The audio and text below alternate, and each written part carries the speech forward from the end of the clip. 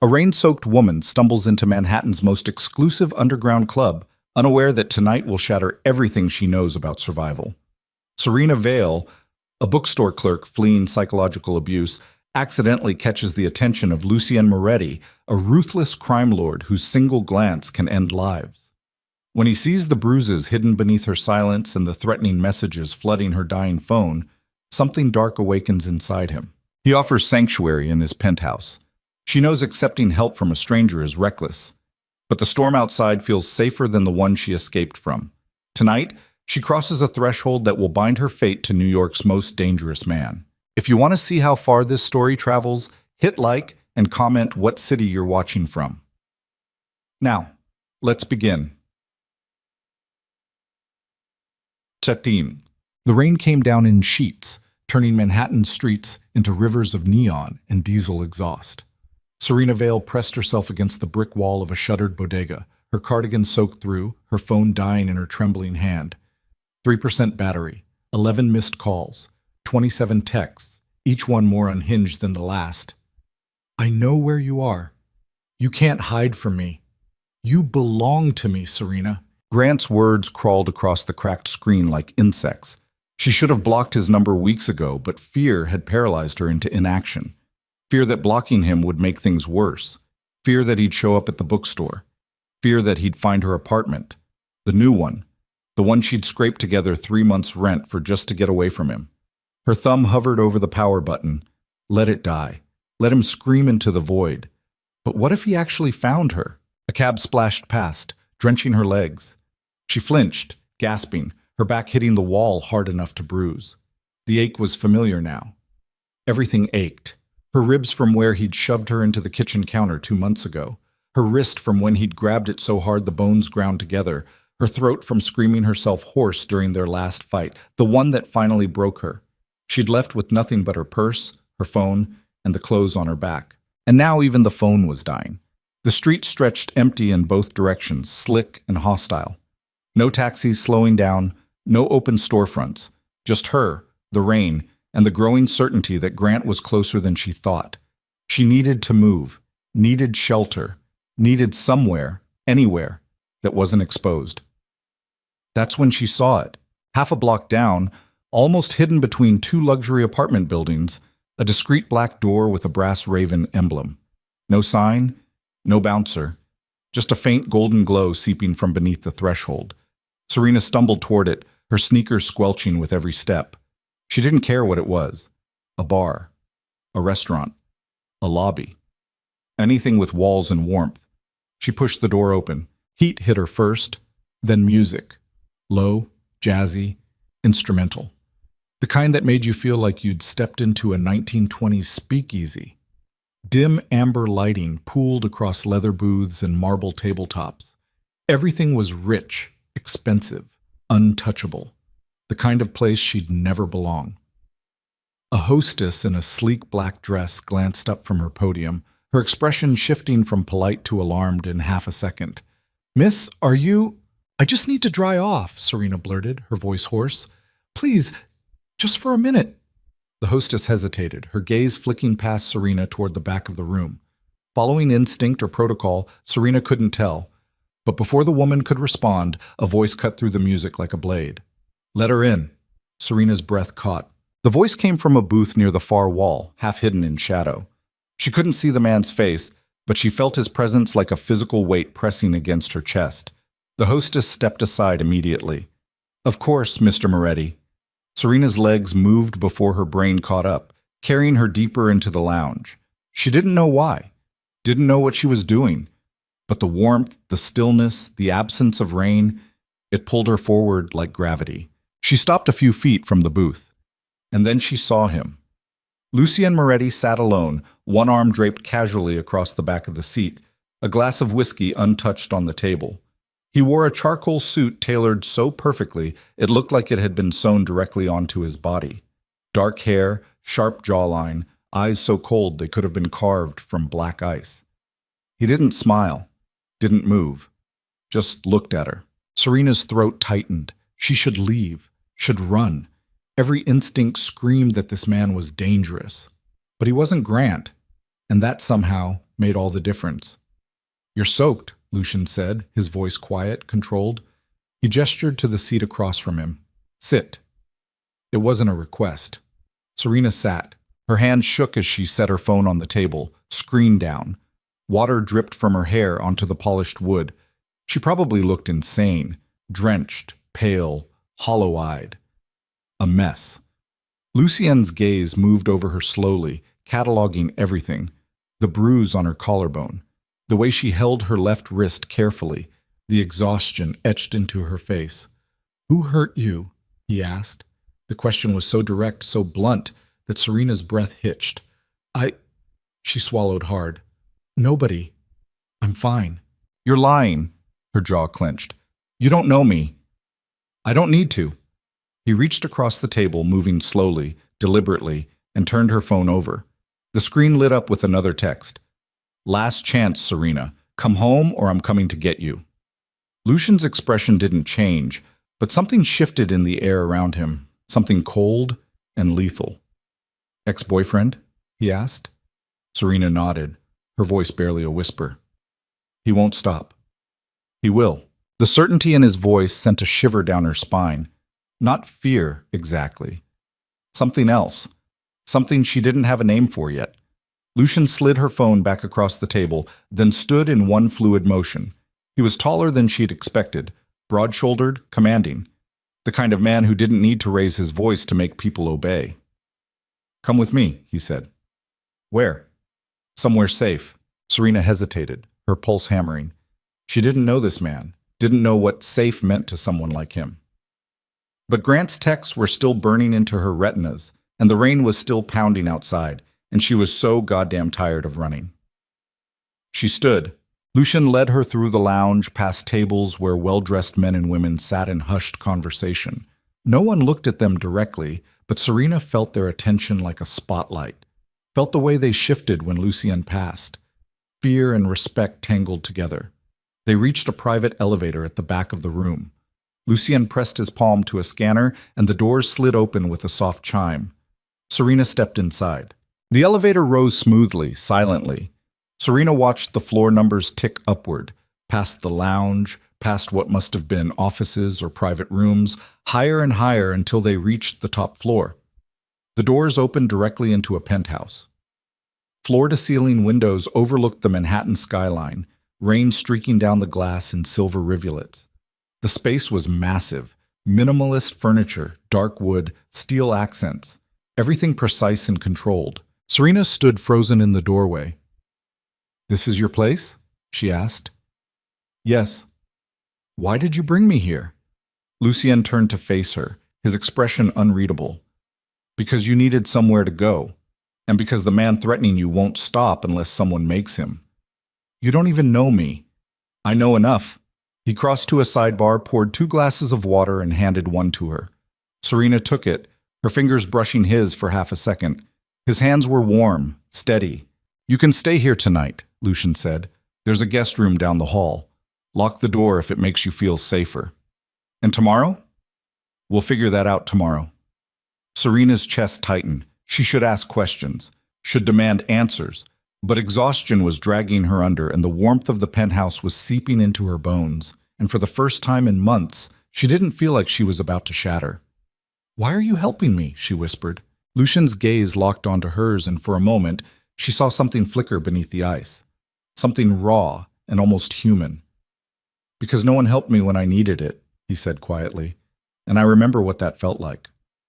Serena woke to sunlight. Actual sunlight streaming through floor-to-ceiling windows, warm and golden and completely foreign. She sat up slowly, her body aching in a dozen different places, and stared around the guest room. It was bigger than her entire apartment. King-sized bed with sheets so soft they felt like water. A sitting area with a leather chair and a floor lamp. A door that she assumed led to a private bathroom. She'd locked the door last night, just like Lucian said she could, but she'd barely slept. Every creak of the building, every distant sound, had her reaching for her phone, which was dead now, completely dead. Serena climbed out of bed, still wearing yesterday's damp clothes, and cracked the door open. The hallway was silent. No movement, no voices. She padded barefoot toward the main living area, her heart thudding. Lucien stood in the kitchen, his back to her, pouring coffee into 2 mugs. He changed into a fitted black shirt and dark slacks, his hair still damp from a shower. He looked normal, almost. "You're awake," he said without turning around.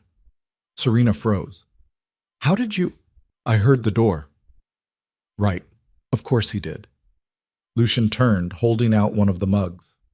"Black. If you need cream or sugar, they're on the counter." Serena took the coffee, cradling it between her palms. The warmth bled into her skin, grounding her. "I need to charge my phone," she said. "Charger's on the kitchen island." She found it, plugged in her phone, and watched the screen flicker to life. 32 missed calls, 41 texts, 3 voicemails, all from Grant. Her stomach twisted. Lucien leaned against the counter, watching her with that same unreadable expression. "What's his name?" "Grant Holloway." "What does he do?" "He's a lawyer, corporate litigation." Lucien's jaw tightened almost imperceptibly. "He has money. His family does. And he thinks that gives him the right to own you." Serena flinched. The word own landed like a punch. Because that's exactly what Grant thought, what he'd always thought. "He won't stop," she whispered. "He's got connections, private investigators. Her voice cracked. "He told me once that if I ever left him, he'd make sure I had nothing. No job, no references, no friends who'd believe me." "And you believed him?" "Yes." Lucien set his coffee down, his movements slow and deliberate. "Do you want him to stop?" Serena's breath caught. "Yes." "Then let me handle it." "What does that mean?" "It means I'll make sure he understands that you're not his to threaten anymore." The calm, clinical way Lucien said it made Serena's pulse spike. She didn't know what "handle it" meant in his world, didn't know if she wanted to know. "I don't want you to hurt him," she said quickly. Lucien's gaze didn't waver. "I won't hurt him unless he forces my hand." "That's not reassuring." "It's the truth." Serena's phone buzzed on the counter. Another text from Grant. "I know you're still in the city. I'm going to find you." Her hand started shaking again. Lucien reached across the counter and took the phone from her, his touch firm but not rough. He read the message, his expression darkening. "Pack a bag," he said. "What?" "You're staying here until this is resolved." "I can't just—" "You can." Lucien's voice was steel. "You don't have an apartment he doesn't know about. You don't have money for a hotel, and you sure as hell can't go back to your job if he's tracking your movements." Serena's chest tightened. He was right. All of it was right. But accepting help from a stranger, from a man who radiated danger like heat, felt like jumping from one cage into another. "I don't even know you," she said, her voice cracking. "Then get to know me." "Why do you care?" Lucien set her phone down and stepped closer, close enough that she had to tilt her head back to meet his eyes. "Because I've seen what men like him do to women like you," he said quietly, "and I'm tired of watching it happen." The rawness in his voice caught her off guard. This wasn't pity. It wasn't some savior complex. It was something deeper, something personal. Serena's defenses cracked. "Okay," she whispered. 3 days passed. 3 days of Serena living in Lucien's penthouse like a ghost, moving quietly through rooms that felt too big, too expensive, too surreal. He gave her space, didn't push, didn't ask invasive questions, just existed in the background, always aware, always watching. On the second day, a woman arrived with bags of clothes, all in Serena's size. Jeans, sweaters, underwear, everything. Lucien didn't explain how he knew her measurements. Serena didn't ask. On the third day, Lucien came home with groceries and cooked dinner. Serena stood in the kitchen doorway, watching him move with the same precision he brought to everything else, dicing vegetables, searing chicken, tasting sauce from a wooden spoon. "You cook?" she asked, surprised. "I don't trust other people with my food," Lucien said without looking up. "That's paranoid. That's survival." Serena crossed her arms, leaning against the doorframe. "What exactly do you do, Lucien?" He paused, just for a second, then resumed chopping. "I run businesses." "What kind of businesses?" "The kind that require discretion. That's not an answer. It's the only one you're getting tonight. Serena's jaw tightened. She should push, should demand the truth, but part of her didn't want to know, didn't want to confirm what her gut was already screaming. That Lucian Moretti was dangerous. That the safety he offered came with a price. They ate dinner in silence, the tension thick enough to choke on. But the food was good. Better than good. And Serena realized, with a pang of something close to grief, that no one had cooked for her in years. Grant never had. He'd always insisted on restaurants, on being seen, on control. After dinner, Lucian poured them both wine and led her to the floor-to-ceiling windows overlooking the city. The skyline glittered like a constellation. "Tell me about the bookstore," he said. Serena blinked. "What?" "You said you work at a bookstore. Tell me about it." She hesitated, then found herself talking. About the musty smell of old paperbacks. About her favorite customers. About the way she'd hide in the back room during her lunch break, devouring novels to escape the suffocating reality of her life with Grant. Lucien listened without interrupting, his gaze fixed on the skyline. "You love books," he said when she finished. "I love stories," Serena corrected. "I love the idea that you can be someone else, somewhere else, even if it's just for a few hours." "And who do you want to be?" The question landed like a knife between her ribs. "Someone who isn't afraid," she whispered. Lucian turned to look at her, and for the first time since they'd met, his expression softened. Just a fraction, just enough. "You're already braver than you think," he said. Oh, on the fourth day, everything changed. Serena was reading in the guest room when she heard raised voices from the main living area. She crept to the door, heart pounding, and cracked it open. Lucien stood near the elevator, his posture rigid, his voice low and lethal. A man in a dark suit faced him, hands raised in a placating gesture.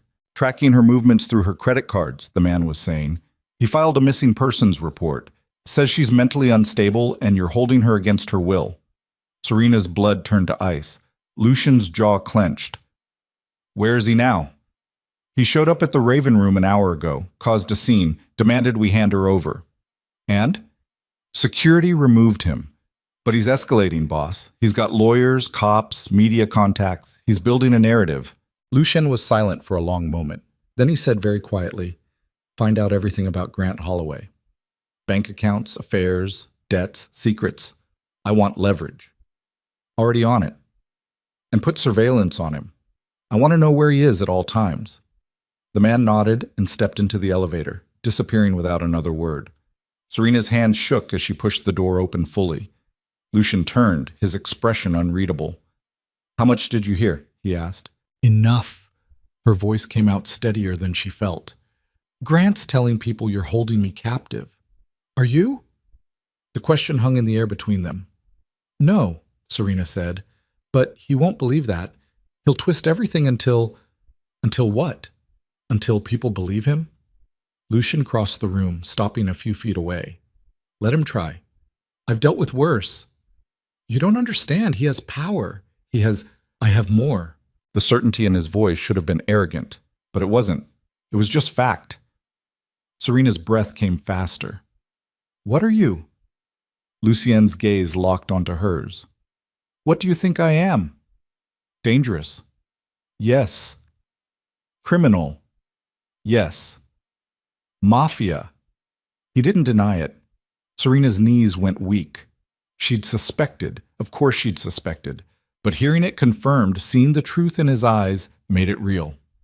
"I should leave," she whispered. "You should," Lucien agreed, "but you won't." "Why not?" "Because you're finally starting to feel safe, and you're terrified of losing that." The words cut deep because they were true. Every single syllable. Serena's chest heaved. I can't be part of this. I can't. You're already part of it." Lucien stepped closer, his voice dropping. "The moment you walked into the Raven Room, the moment you let me bring you here, you became part of my world. And Grant Holloway is about to learn what happens when someone threatens what's mine. I'm not yours, aren't you?" The question crackled between them like lightning. Serena's breath caught. She should run, should scream, should do anything except stand here trembling, staring into the eyes of a man who just admitted to being everything she should fear. But fear wasn't what she felt. Not anymore. "What are you going to do to him?" she asked. Lucien's expression darkened. "Whatever it takes to make him stop, Mac." That night, Serena couldn't sleep. She lay in the guest room, staring at the ceiling, her mind spinning. Grant was building a case against her, painting her as unstable, turning her escape into a crime. And Lucien was planning something that would end Grant's threats permanently. The thought should have horrified her. Instead, it filled her with a dark, savage relief. Around 2 a.m., she gave up on sleep and padded into the kitchen for water. Lucien was already there, standing at the window, a glass of whiskey in his hand. He didn't turn when she entered. "Can't sleep?" he asked. "No." "Neither can I." Serena poured herself water and joined him at the window. The city stretched out below them, endless and indifferent. "Tell me something true," she said quietly. Lucien glanced at her.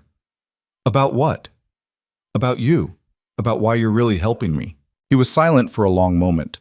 Then he said, "My mother was like you." Serena's breath caught. "She stayed with my father for years," Lucien continued, his voice flat, emotionless. "He controlled everything. Her money, her friends, her freedom. And when she finally tried to leave, he killed her." The words landed like a bomb. "I was 10, Lucien said. "I watched him do it, and I swore I'd never let another man get away with that again." Serena's throat tightened. "Lucien, shit.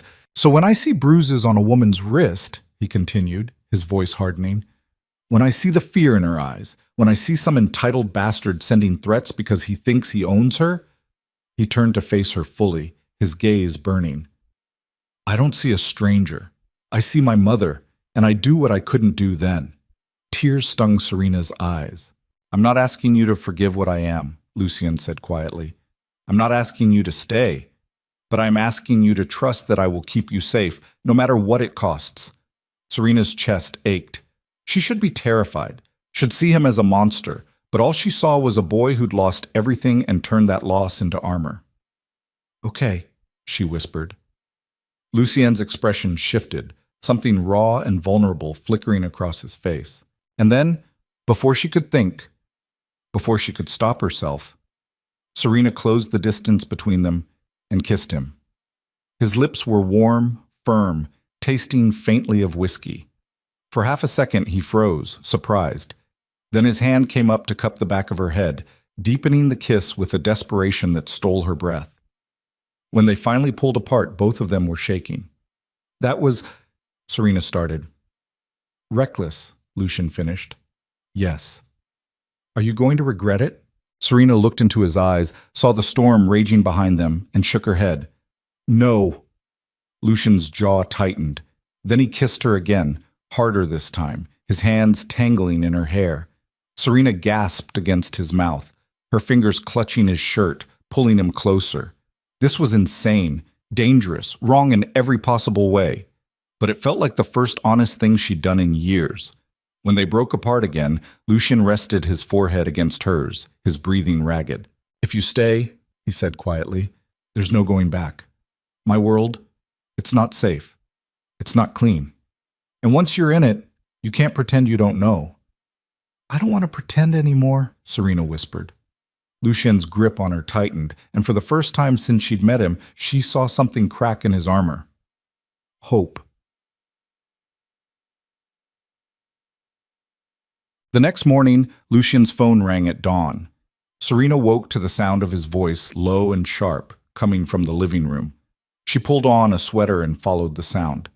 Lucien stood by the window, fully dressed, his expression carved from stone. "Where?" he asked into the phone. A pause. "I'm on my way." He hung up and turned to find Serena watching him. "Grant showed up at the Raven Room again," Lucien said, his voice cold. "He assaulted one of the staff, threatened to call the police unless we produced you." Serena's stomach dropped. What are you going to do?" Lucien's gaze was ice. "I'm going to make sure he understands that you're not his to hunt anymore." "Lucien, stay here, lock the door. Don't answer for anyone except me." "Please don't." But he was already moving, grabbing his jacket, his keys, his phone. The elevator doors opened, and he stepped inside. The last thing Serena saw before the doors closed was the look in his eyes. Cold, merciless, lethal. And she realized, with a chill that sank into her bones, that she'd just unleashed something she couldn't control. The elevator doors closed, and Serena stood frozen in the silence that followed. Her heart hammered against her ribs, each beat louder than the last. She pressed her palms against her thighs, trying to steady the tremor that had started in her fingertips and was now crawling up her arms. Lucien was gone. Gone to deal with Grant. Gone to do something she couldn't stop, couldn't control, couldn't take back. And she'd let him. Worse, she'd wanted him to. The realization made her stomach twist. What kind of person did that make her? What kind of woman stood in a penthouse overlooking Manhattan and felt relief? Savage, visceral relief at the thought of violence being done on her behalf. She crossed to the window, her reflection ghostly against the glass. Dark circles under her eyes, hair still tangled from sleep, the oversized sweater hanging off one shoulder. She looked like a stranger. Or maybe she looked like herself for the first time in years. Her phone buzzed on the kitchen counter. She grabbed it, half expecting another barrage from Grant, but it was a number she didn't recognize. She answered without thinking. Hello? Silence on the other end. Then a click. Her pulse spiked. She pulled the phone away, stared at the screen. The call had lasted 3 seconds. It rang again. Same number. This time she didn't answer. It rang 4 more times in the next 10 minutes, each call ending the moment she let it go to voicemail. No messages, no texts, just silence and repetition. Grant's new tactic, psychological warfare. Serena's hands shook as she blocked the number. Then another call came through. Different number, same pattern. He had burner phones. Or he was using apps. Or he'd enlisted someone to help him. She blocked that number too. By the time the sun fully rose, she'd blocked 6 different numbers. Her phone buzzed again. But this time it was a text from Lucian's number. Stay inside. Don't open the door for anyone. I'll be back by noon. No explanation, no details, just orders. Serena typed back, Is he okay? 3 dots appeared, then disappeared, then reappeared. Define okay. Her stomach dropped. She typed, Did you hurt him? The response came immediately. Not yet. Lucian returned at 11:47 a.m. Serena heard the elevator chime and rushed to the living room. The doors opened and he stepped out, his movements controlled, deliberate. His suit jacket was missing. His white shirt was unbuttoned at the collar, sleeves rolled up to his elbows. And his knuckles were split open, blood dried dark against his skin. Serena's breath caught. Oh my God! It's not my blood, Lucian said flatly. That didn't make it better. He crossed to the kitchen sink, turned on the water, and began washing his hands with clinical efficiency. The water ran pink, then red, then clear. Serena stood frozen, her pulse roaring in her ears. What did you do? I had a conversation. Lucien, he's alive. He grabbed a dish towel, dried his hands, then turned to face her. His expression was unreadable, but his eyes burned with something dark and unrepentant. He won't be bothering you anymore. What does that mean? It means he understands now. Serena's throat tightened. Understands what? That you're not his. Lucian's voice dropped, cold and absolute. That if he comes near you again, if he sends another text, makes another call, even thinks your name too loudly, I'll finish what I started today. The words should have terrified her, should have sent her running. Instead, they settled over her like a blanket. Did you? She swallowed hard. Did you beat him? Yes. No hesitation, no shame. Where? A parking garage, private, no cameras. Was he alone? He brought 2 men with him, security, I assume. They didn't last long. Serena sank into the nearest chair, her legs giving out. Jesus Christ. Lucian crossed to her, crouched down so they were eye level. His hands rested on the armrests, caging her in without touching her. Look at me, he said quietly. She did. I gave him a choice, Lucian continued, his voice steady. Walk away and live his life, or keep hunting you and lose everything. He chose wrong, so I showed him what losing everything looks like. What did you do to him? Broke his nose, cracked 2 ribs. dislocated his shoulder. Then I had my men take photos of him bleeding on the concrete and sent them to his father, his law firm, and every board member of the nonprofit he chairs. Lucian's gaze didn't waver. I also made it very clear that if he files a police report, I have enough evidence of his harassment, his abuse, and his financial misdeeds to bury him in litigation for the next decade. Serena's mouth went dry. You can't just... I can, and I did. He'll retaliate. Let him try. The certainty in his voice was absolute, unshakable. Serena's hands trembled in her lap. I didn't want this. Yes, you did. Lucian's expression softened just barely. You wanted him to stop. You wanted to feel safe. And now you do. I wanted... Her voice cracked. I wanted him to leave me alone. Not this. This is what it takes. Lucian stood, rolling his shoulders like he was shaking off the weight of the morning. Men like Grant don't respond to restraining orders or polite requests. They respond to power. And I have more of it than he does. Serena pressed her palms to her face, trying to breathe through the knot in her chest. This was insane. All of it. She was sitting in a penthouse with a man who'd just hospitalized her ex-boyfriend and felt no remorse. And the worst part, the part that made her want to scream, was that she felt safer now than she had in months. I need air, she whispered. Lucian's jaw tightened. You can't leave. I'm not leaving. I need space. He studied her for a long moment, then nodded. The terrace. Through the living room. Don't go near the railing. Serena didn't ask why. She just stood and walked.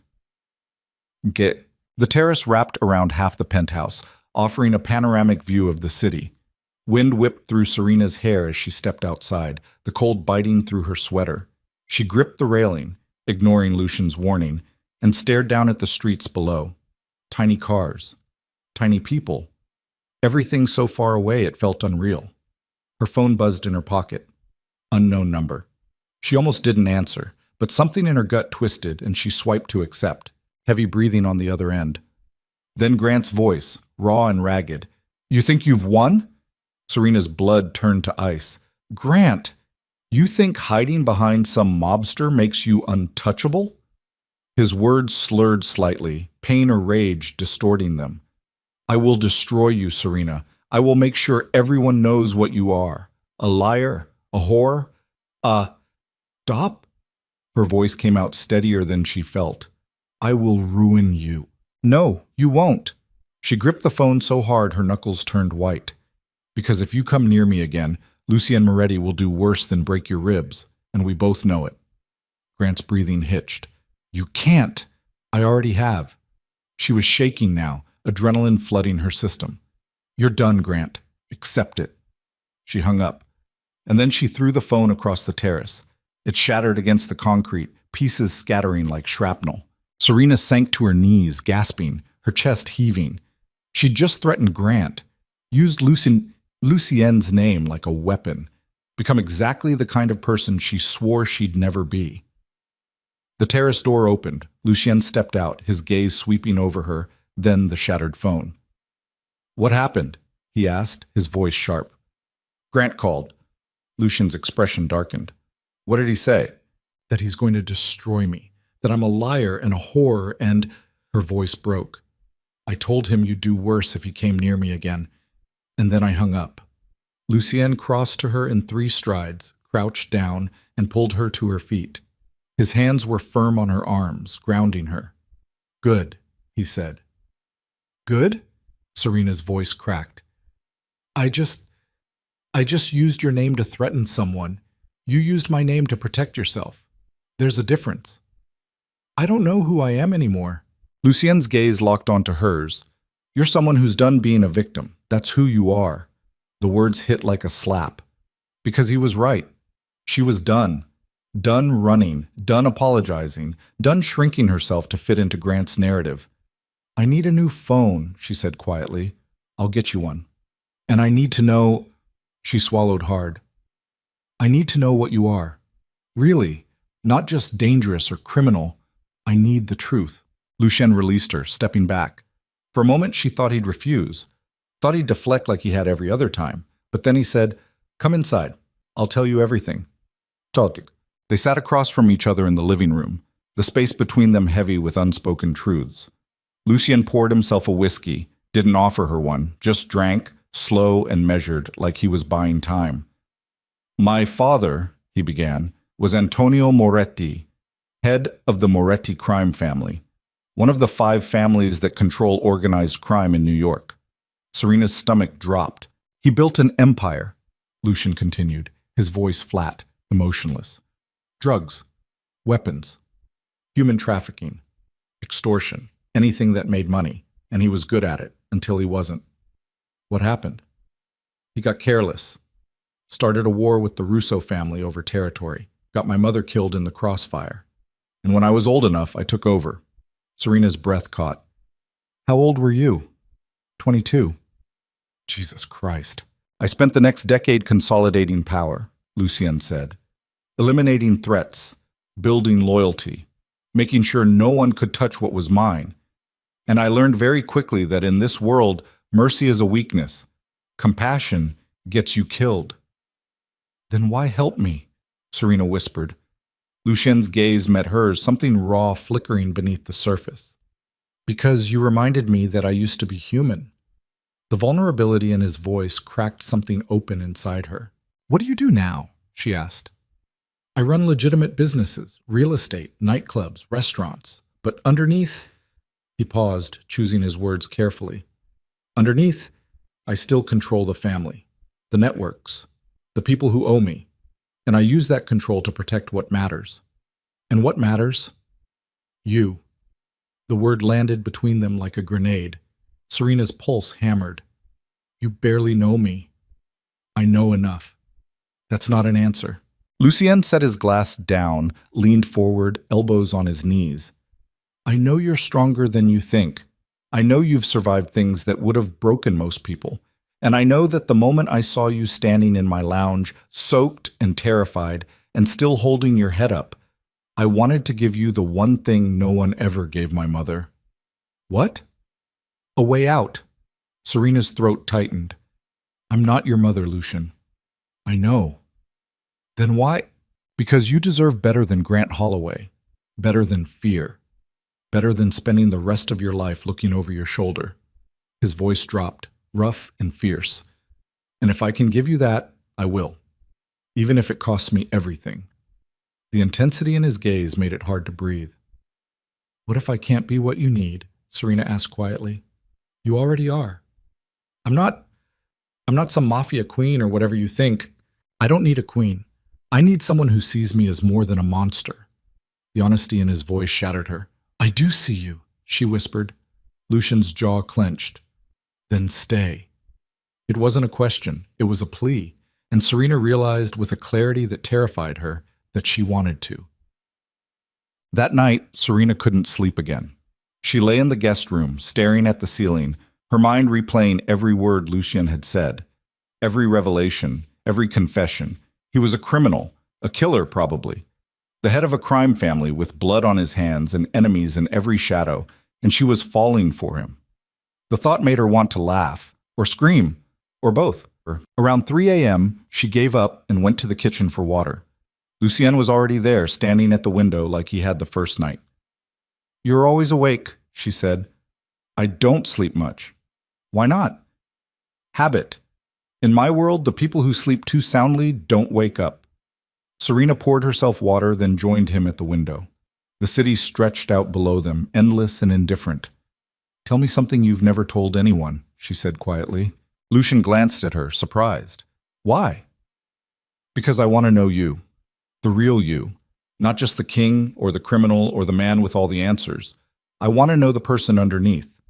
He was silent for a long moment. Then he said, "I'm afraid." Serena's breath caught. "Of what?" "That one day I'll become my father." His voice was barely above a whisper. "That I'll hurt someone I care about because I don't know how to be anything else." The rawness in his confession made her chest ache. "You're not your father," she said firmly. "How do you know?" "Because your father wouldn't have saved me. He wouldn't have given me a choice. He wouldn't have cared." Lucian turned to face her fully, and for the first time since they'd met, she saw real fear in his eyes. "What if I hurt you?" he asked. "What if you don't?" The question hung between them, fragile and impossible. Then Lucien reached out, his hand cupping her cheek with a gentleness that made her want to cry. His thumb brushed across her cheekbone, slow and reverent. "I don't deserve you," he murmured. "Maybe not, but you have me anyway." And then she kissed him. This time there was no hesitation, no fear, just need, raw and desperate and all-consuming.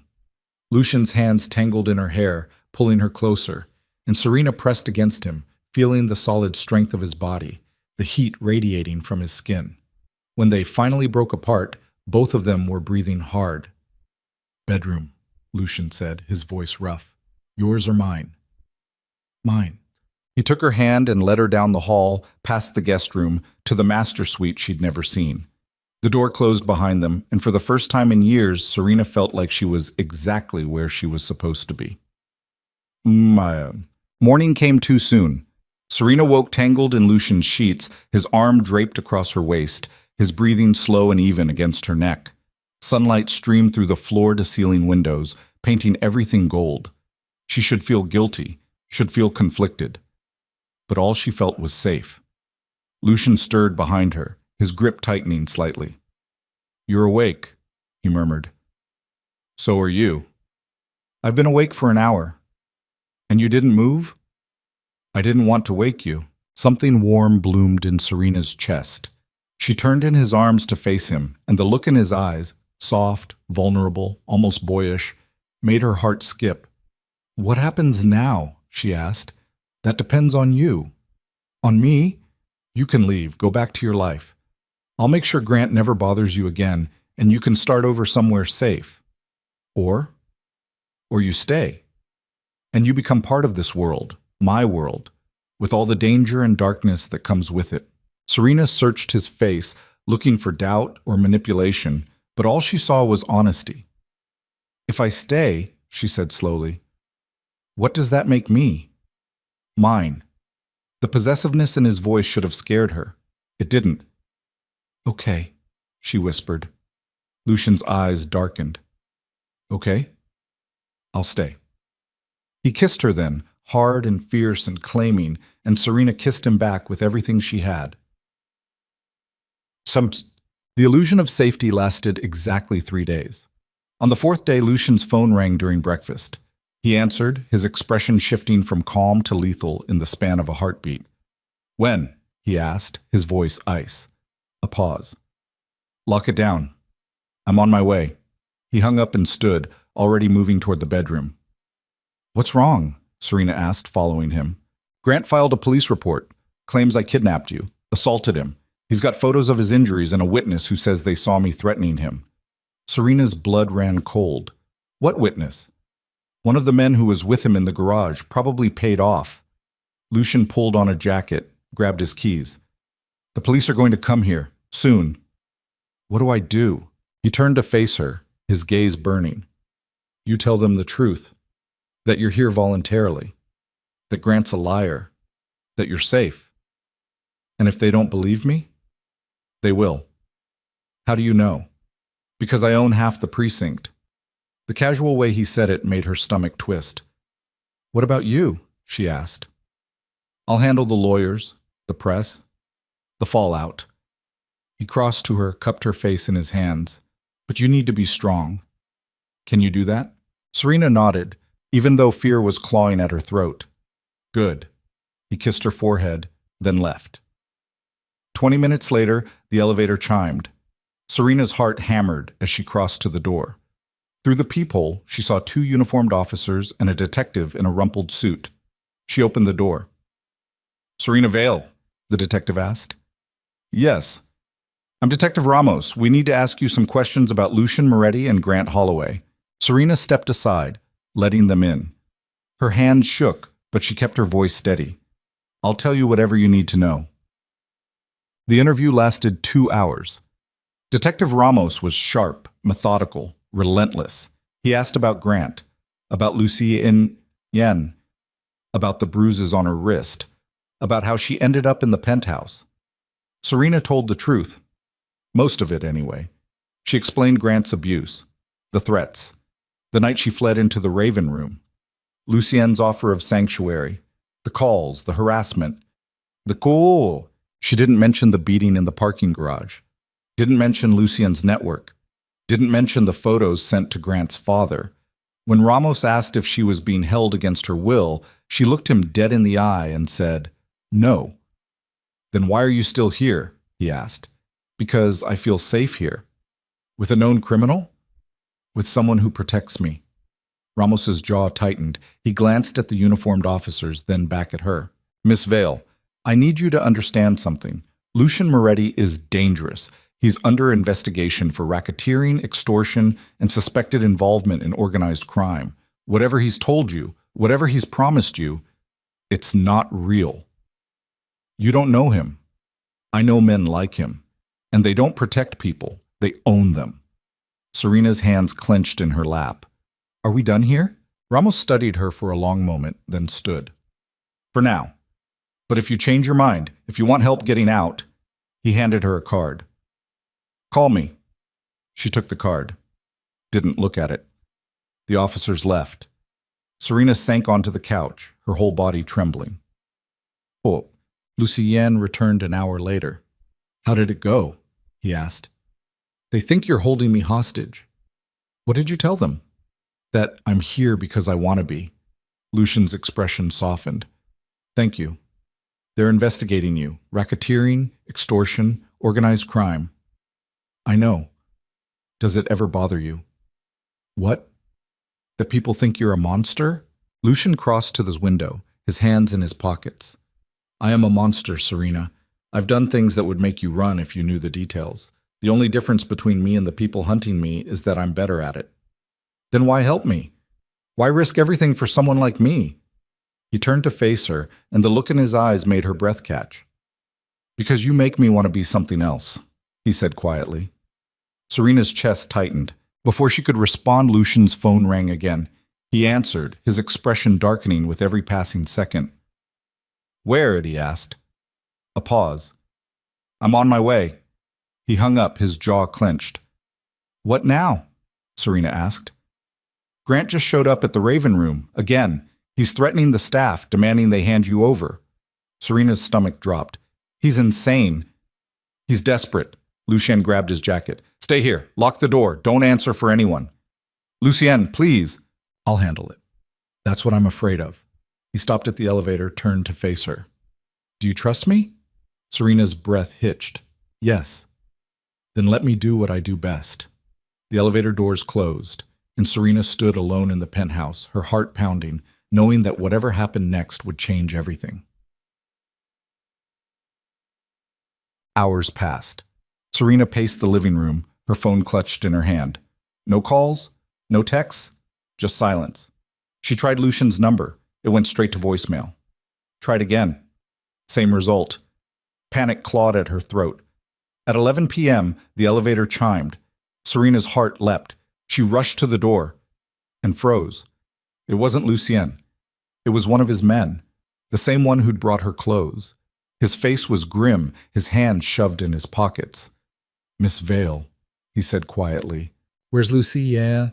"He asked me to bring you something." He handed her a phone. New, fully charged. "What's going on?" Serena demanded. "Where is he?" "He's handling a situation. He'll be back soon." "That's not an answer. It's the only one I have." The man stepped back into the elevator and the doors closed. Serena stared at the phone in her hand, her pulse roaring. It buzzed. A text from an unknown number. "You want to know where your knight in shining armor is? Check the news." Her blood turned to ice. She grabbed the remote, turned on the TV, and flipped to a news channel. The headline made her knees buckle. Breaking. Violent altercation at Manhattan nightclub. One man hospitalized. Lucien Moretti wanted for questioning. The screen showed footage of the Raven room, police cars surrounding it, yellow tape blocking the entrance. And then a photo of Grant, bloodied and unconscious, being loaded into an ambulance. Serena's hands shook so hard she dropped the remote. The door to the penthouse opened. Lucien stepped inside. His shirt was torn. Blood splattered across his collar. His knuckles split open again, fresh and raw. But his eyes were cold, empty. "What did you do?" Serena whispered. Lucian closed the door behind him, his movements slow, deliberate. "What I had to." "Is he dead?" "Not yet." Serena's breath came in ragged gasps. "Lucien?" Oh. "He came at me with a knife," Lucian said, his voice flat. "Tried to stab me in front of a room full of witnesses, so I defended myself." "By putting him in the hospital?" "By making sure he never threatens you again." "This isn't defense, this is justice." The word hung between them, cold and absolute. Serena pressed her hands to her face, trying to breathe through the panic. "They're going to arrest you. Let them try. You can't just—" "I can." Lucien crossed to her, his gaze burning. "And I will, because the alternative is letting him hurt you, and I will burn this entire city to the ground before I let that happen." Serena stared at him, her chest heaving. This was it. The point of no return. She could walk away, could call Detective Ramos, could testify against Lucien and save herself, or she could stay. Stay with the monster who'd become her sanctuary. Stay in the darkness that felt safer than the light. Stay with the man who'd shown her what it meant to be protected, even if that protection came soaked in blood. "I can't do this," she whispered. Lucien's expression cracked, just for a second. "I know. I should leave. I know. I should be terrified of you." "You should." Serena's hand shook as she stepped closer, closing the distance between them. "But I'm not," she said, her voice breaking. And then she kissed him. Kissed him like he was the only solid thing in a world spinning out of control. Kissed him like she was drowning and he was air. Kissed him like she'd already made her choice and there was no going back.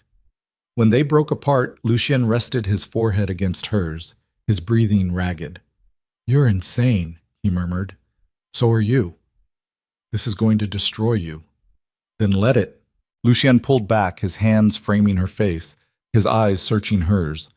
"If you stay," he said quietly, "there's no walking away. You'll be tied to me, to this life, to everything I am. And when the world comes for me, and it will, you'll burn with me." Serena's heart pounded.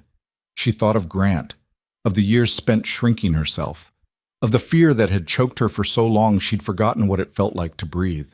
And then she thought of Lucien, of the way he looked at her like she mattered, of the safety she felt in his arms, even when the world outside was collapsing. "I choose you," she whispered. Lucien's eyes darkened, and for the first time since she'd met him, she saw him smile. Not the cold, controlled mask he wore for the world, but something real, something human, something that looked almost like hope. "Then we face this together," he said. Serena nodded, her throat tight. Outside, sirens wailed in the distance. Inside, the storm was just beginning. The sirens grew louder. Serena stood in the center of Lucien's penthouse, her pulse hammering in her ears, watching him move through the space with the cold efficiency of a man who'd done this before. He stripped off his bloodied shirt, tossed it into a black garbage bag, then disappeared into the bedroom. She followed him, her legs shaky. Lucien stood at his closet, pulling on a fresh white dress shirt, his movements precise despite the split knuckles. His jaw was tight, his eyes distant, already calculating, already 3 steps ahead. "What happens now?" Serena asked. "Now we wait." He buttoned the shirt, then reached for a charcoal suit jacket. "The police will come, they'll ask questions. You tell them exactly what I tell you to say." "Which is?" "That you were here all night, that I never left. That Grant Holloway is a liar with a vendetta." Serena's stomach twisted. "You want me to lie to the police?" Lucien turned to face her, his expression hard. "I want you to survive what comes next, and the truth won't do that. The truth is that Grant attacked you. The truth is that I put a man in the hospital, and there are witnesses who will say I started it. The truth is that I'm already under investigation, and this gives them exactly what they need to destroy me." He crossed to her, his gaze boring into hers. "So yes, Serena, I want you to lie." Her throat tightened. "What if they don't believe me?" "They will, because you're the victim in their narrative, the innocent woman caught between 2 dangerous men." His voice softened just barely. And because I've already made sure the story they hear is the one we need them to hear. How? I have people, lawyers, witnesses, evidence. By the time the police finish their investigation, Grant Holloway will look like the obsessed ex-boyfriend who fabricated everything to get revenge. Serena's hands trembled. And what if it doesn't work? Lucien's jaw clenched. Then I go to prison, and you get as far away from me as possible. The casual way he said it made her chest ache. I'm not leaving you, she whispered. You might not have a choice. Before she could respond, the elevator chimed. Lucien's entire body went rigid. He grabbed a burner phone from his nightstand, typed something quickly, then pocketed it. Stay calm, he said. Let me do the talking. They walked to the living room together. The elevator doors opened, but it wasn't the police. It was a woman. Tall, elegant, late 30s, designer suit, diamond earrings, dark hair pulled into a sleek bun. She stepped into the penthouse like she owned it, her heels clicking against the marble floor. Her gaze swept over Serena, cold and assessing, before landing on Lucien. Well, the woman said, her voice smooth as silk. This is cozy. Lucien's expression didn't change, but Serena felt the tension radiating off him like heat. What are you doing here, Isabel? He asked. Isabel. The name landed like a stone in Serena's gut. The woman smiled, but it didn't reach her eyes. I heard you had a busy night. Thought I'd check in. I don't need you to check in. No, because from where I'm standing, you just handed the feds exactly what they need to take you down. Isabel's gaze slid to Serena again. And all for some bookstore clerk. Serena's spine stiffened. Who the hell are you? Isabel's smile widened. I'm his wife. The words hit like a freight train. Serena's breath stopped. Her vision narrowed. The room tilted. What? She whispered. Lucien's expression was stone. Ex-wife. Technically, Isabel said, examining her nails, the divorce isn't finalized yet. So, legally, I'm still Mrs. Moretti. Serena's pulse roared in her ears. She turned to Lucien, her chest heaving. You're married? Was married, Lucien corrected, his voice tight. It's been over for 2 years. 2 years? Isabel laughed, sharp and bitter. You make it sound so clean, like you didn't beg me to stay, like you didn't promise to change. Isabel, like you didn't swear you'd never let anyone else into this penthouse. Her gaze locked onto Serena, venomous. And yet here she is, wearing your clothes, sleeping in your bed, playing house with the man who couldn't even pretend to love me. Serena's hands clenched into fists. Get out. Isabel's eyebrows rose. Excuse me? You heard me. Get out. This is still my husband's home, sweetheart. I have every right to be here. No, Lucien said, his voice cold as death. You don't. Isabel's smile faltered. Lucien, you signed the separation papers. You moved out. You made it very clear that you wanted nothing to do with me or this life. So whatever game you're playing right now, it ends. Now. Isabel's expression hardened. You think I'm playing a game? Grant Holloway's lawyers contacted me this morning. They want me to testify. To tell them about your violent tendencies, your criminal connections, how you terrorized me during our marriage. Serena's blood ran cold. Lucien's jaw clenched so hard she heard his teeth grind. You wouldn't. Wouldn't I? Isabel's crossed her arms. You humiliated me, Lucien. Pushed me aside the moment I stopped being useful. And now you expect me to protect you? I expect you to remember that if I go down, you go down with me. The threat hung in the air, sharp and lethal. Isabel's eyes narrowed. Are you threatening me? I'm reminding you of the prenup you signed. The one that says if you testify against me, you forfeit every dollar I ever gave you, every property, every investment, every cent. Her face went white. You bastard!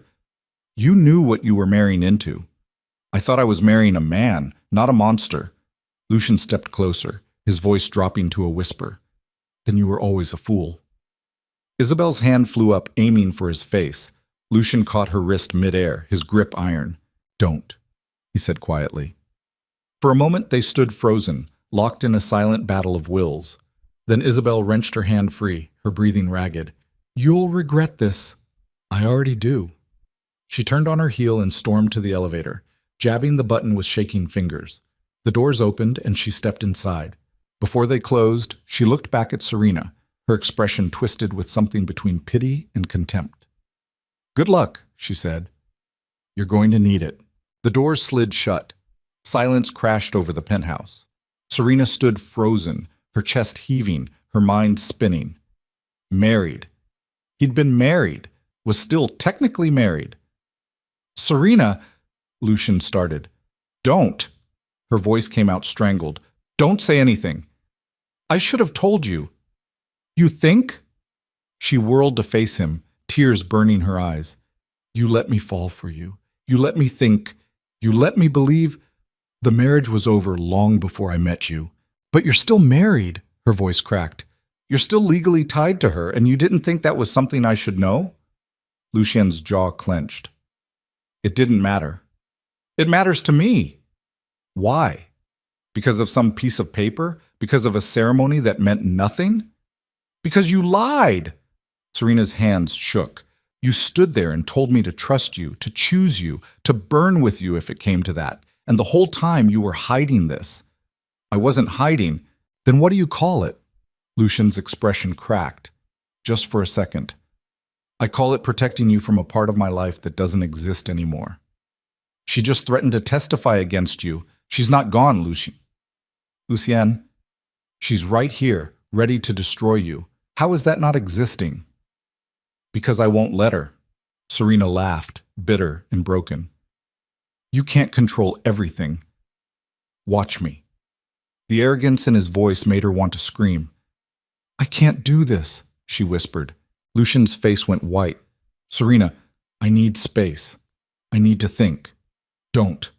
He crossed to her, desperation bleeding into his voice. Don't run. Not now. Not when everything's about to collapse. Maybe that's exactly why I should.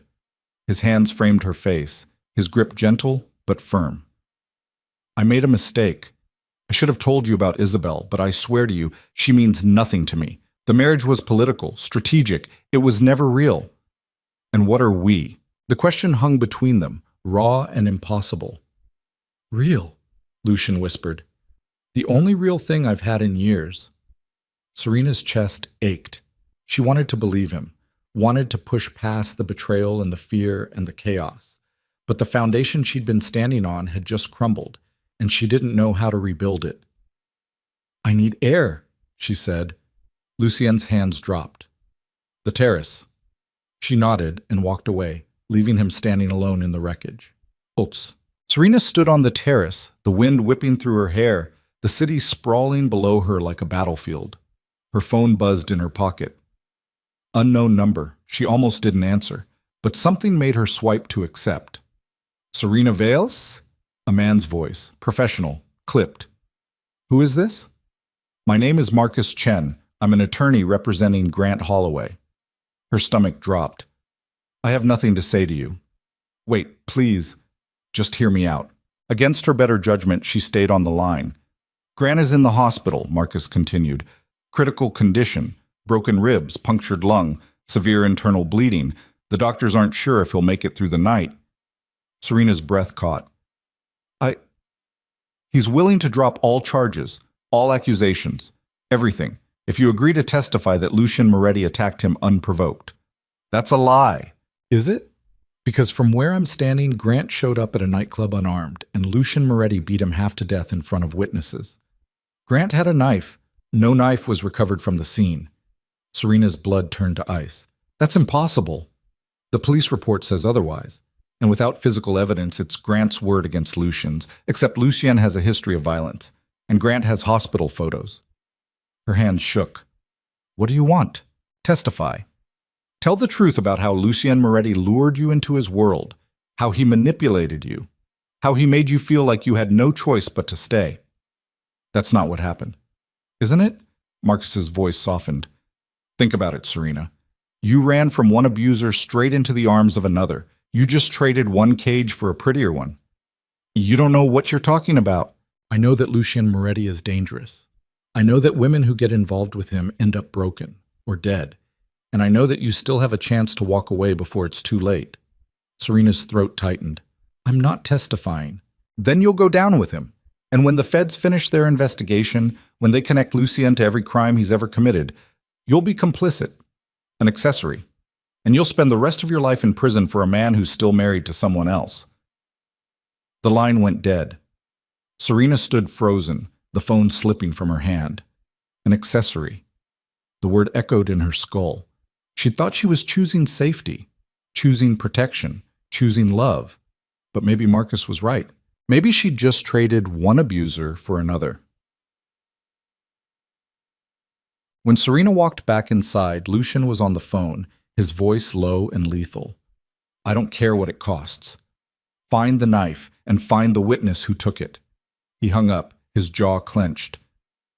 They're saying there was no knife, Serena said quietly. Lucien turned, his eyes dark. I know. How is that possible? Someone cleaned the scene, either the police or someone working for Grant. Or you're lying. The accusation hung in the air like a blade. Lucien's expression went cold. You think I'm lying? I don't know what to think anymore. Serena's voice cracked. Grant's lawyer just called me. He said Grant's in critical condition, that he might not survive, and that if I testify against you, they'll drop all charges against me. Lucien's jaw clenched. And I'm starting to wonder if I made the wrong choice. The words landed like a gunshot. Lucien crossed to her in 3 strides, his hands gripping her shoulders. Look at me. She did. I didn't lure you into anything, he said, his voice fierce. I didn't manipulate you. I didn't force you to stay. You chose this, you chose me. And if you're going to walk away now, fine. But don't you dare rewrite history to make it easier. Then tell me the truth. Serena's voice broke. Tell me about the knife. Tell me what really happened in that garage. Tell me why your ex-wife showed up here ready to destroy you. Tell me everything, Lucien, because I'm drowning, and I need to know if you're the anchor or the weight dragging me under. Lucien's grip tightened, then released. He stepped back, running a hand through his hair. The knife was real, he said quietly. Grant came at me with it. I disarmed him, broke his wrist, and then I beat him until he stopped moving. And then my men removed the knife before the police arrived, because I knew how it would look, knew they'd twist it, knew Grant's lawyers would find a way to make me the villain. So you tampered with evidence. I protected myself. That's not the same thing. In my world, it is. Lucien's voice rose, raw and jagged. You want the truth? Fine. I'm not a good man, Serena. I've killed people. I've ruined lives. I've done things that would make you sick if you knew the details.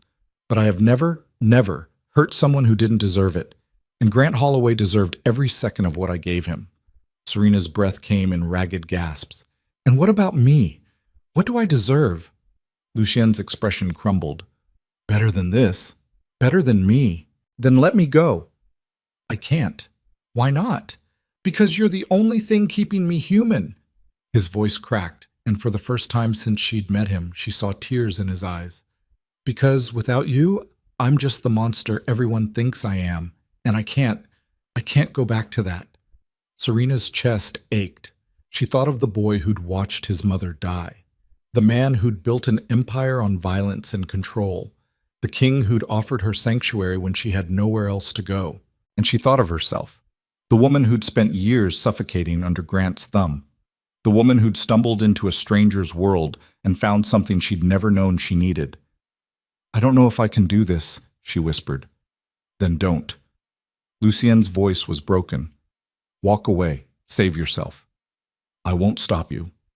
Serena stared at him, her heart splintering.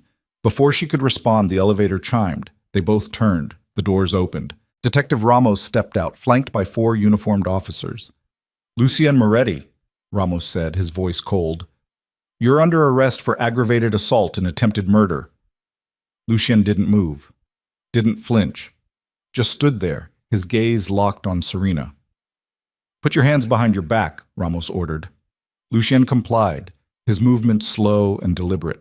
As the handcuffs clicked into place, he said, Call Michael Torres, he's my lawyer. He'll handle everything. Serena's throat tightened. Lucien, don't say anything to them, he said quietly, not without a lawyer present. Ramos stepped between them, his expression hard. Miss Vale, you're coming with us too. We have questions. She's not under arrest, Lucian said, his voice sharp. No, but she's a material witness, and we need her statement.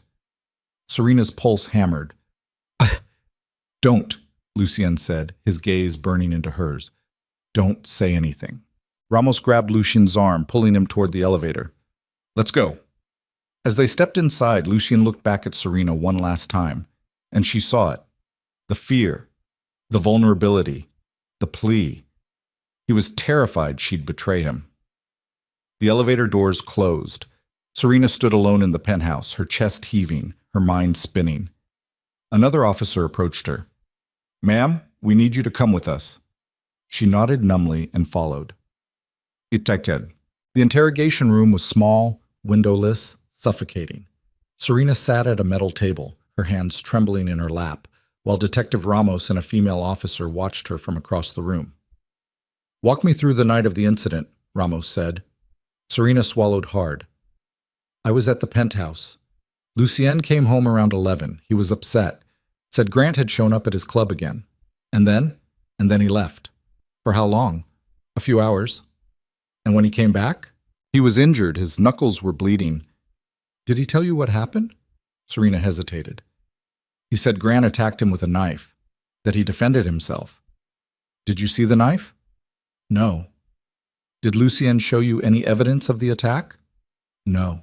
Ramos leaned forward, his gaze sharp. Miss Vale, I'm going to be blunt with you. Lucien Moretti is a dangerous man. He's under federal investigation for racketeering, money laundering, and organized crime. And now he's put a man in the hospital, possibly killed him. Serena's stomach lurched. Grant's alive. For now. But the doctors aren't optimistic. Ramos's voice softened. I know you care about him. I know he's made you feel safe. But you need to understand something. Men like Lucien don't protect people. They control them. And if you keep defending him, you're going to end up just as trapped as you were with Grant Holloway. Serena's hands clenched. That's not true, isn't it? Think about it. You left one abusive relationship and walked straight into another. The only difference is that Lucien's cage is prettier. The words echoed Marcus Chen's, almost verbatim. Serena's pulse spiked. Did Grant's lawyer tell you to say that? Ramos's expression didn't change. I'm trying to help you. No, you're trying to get me to testify against Lucien. Because he's guilty. You don't know that. I know enough. Ramos slid a folder across the table. Take a look. Serena opened it. Photos. Dozens of them. Grant in the hospital, tubes and wires, bruises covering his face and torso, blood-stained sheets. Her breath caught. This is what Lucien Moretti did, Ramos said quietly. And if you don't help us stop him, he's going to do it again. To someone else. Maybe even to you. Serena's vision blurred. She thought of Lucien's hands framing her face, his voice, broken and raw, begging her not to leave. She thought of the boy who'd lost his mother, the man who'd cooked her dinner, the king who'd given her a choice when no one else ever had. And she thought of Grant, bleeding, broken, possibly dying, because of her. I need a lawyer, she whispered. Ramos's jaw tightened. Miss Vale. I'm not saying anything else without a lawyer present. He stared at her for a long moment, then stood. Fine, but you're making a mistake. Maybe, but it's mine to make, Saz. They released her 4 hours later. No charges, no arrest. Just a warning to stay available for further questioning. Serena stepped out of the precinct into the cold night air, her body shaking with exhaustion. A black car idled at the curb. The back door opened. A man in a tailored suit stepped out. Early 50s, salt and pepper hair, sharp eyes. Serena Vale? He asked. She nodded. My name is Michael Torres. I'm Lucien's attorney. He asked me to make sure you got home safely. Serena's throat tightened. Where is he? Being processed. He'll be arraigned in the morning, bail hearing the day after. Will they let him out? That depends on a lot of factors, but I'm working on it. Torres gestured to the car. Please, let me take you home. Serena hesitated, then climbed in. The car pulled away from the curb, and she stared out the window at the city sliding past. Did he tell you what happened? She asked quietly. He told me enough. And? And I believe him. Why? Torres glanced at her. Because I've known Lucien Moretti for 15 years, and in all that time I've never seen him lie about violence. He owns what he does, even when it costs him. Serena's chest ached. Grant might die. I know. And if he does, Lucien will go to prison for murder. Possibly. And there's nothing I can do to stop it. Torres was silent for a moment. Then he said, There's one thing. Serena turned to face him. What? Testify. Tell them what Grant did to you. The abuse, the threats, the harassment. Make them see that Lucien was protecting you, that everything he did was in defense of someone who couldn't defend herself. They won't believe me. They might. If you're convincing enough. Serena's hands trembled. And if I'm not? Then Lucien spends the rest of his life in prison, and you spend the rest of yours wondering if you could have saved him. The weight of it crushed her. I don't know if I can do this, she whispered. You don't have a choice, Torres said gently. None of us do anymore. The car pulled up to Lucien's building. Serena stepped out, her legs shaky, and rode the elevator to the penthouse. The space felt empty without him, cold. She crossed to the window, staring out at the city. Her phone buzzed. A text from an unknown number. He's going to die because of you. I hope you can live with that. Serena's hands shook as she read it again. Grant's lawyer. Or Isabel. Or someone else in Lucien's world ready to tear her apart. Another text. You still have time to do the right thing. Testify. Save yourself. Serena's vision blurred. She thought of Lucien in a cell. Lucien in handcuffs. Lucien being led away while she stood frozen, too broken to fight. And she thought of the woman she used to be. The one who let Grant control her. The one who ran instead of standing her ground. That woman was gone. Burned away in the fire of the last few weeks. And in her place was someone new, someone harder, someone who'd learned that survival meant making impossible choices. Serena deleted the text. Then she called Michael Torres. I'll testify, she said when he answered. I'll tell them everything, but I need you to promise me something. What? That when this is over, win or lose, Lucien and I are done. No more lies, no more secrets, no more cages. Torres was silent for a moment. Then he said, I'll make sure he knows. Serena hung up, and for the first time since she'd met Lucien Moretti, she felt like she was the one in control, even if that control came at the cost of everything she'd begun to love.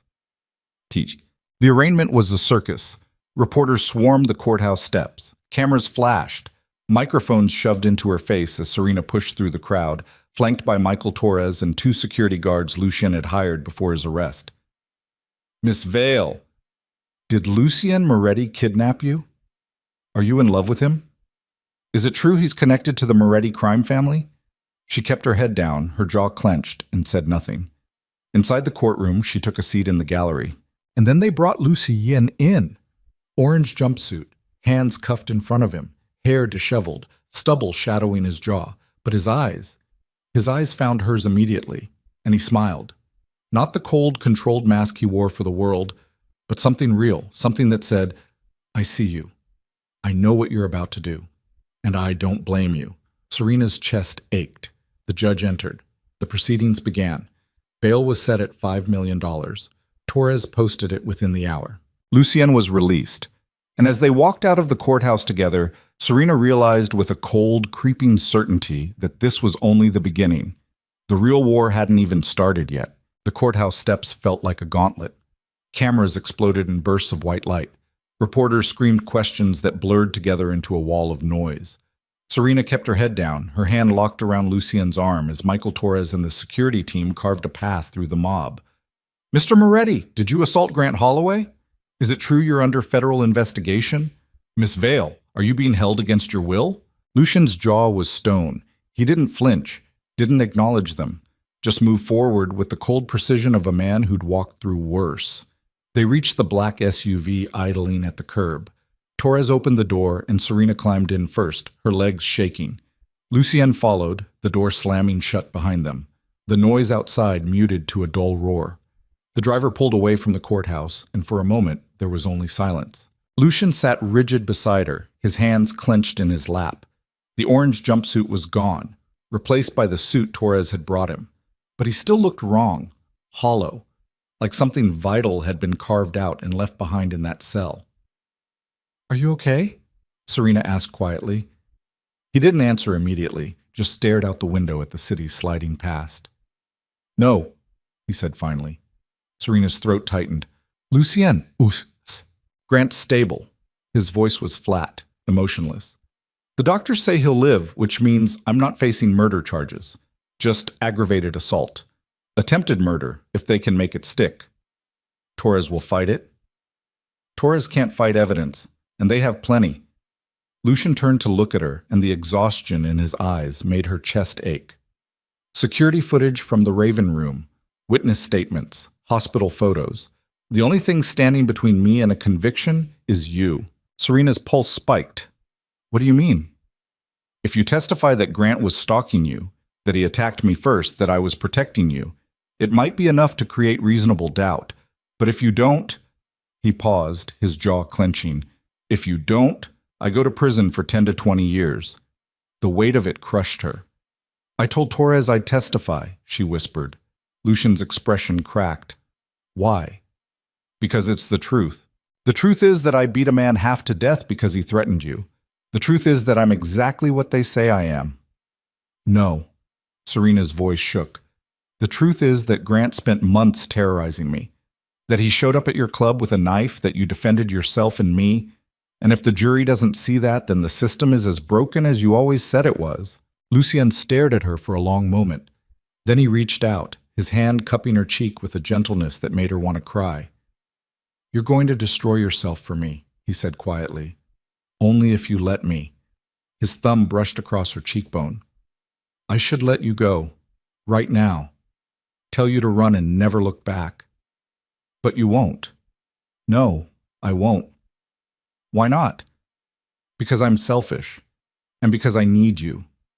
The rawness in his voice broke something open inside her. Before she could respond, Torres's phone rang. He answered, listened, then cursed under his breath. "What?" Lucian asked. "Grant's lawyer just filed a motion to revoke your bail. Claims you're a flight risk and a danger to their client." Lucian's expression darkened. "On what grounds?"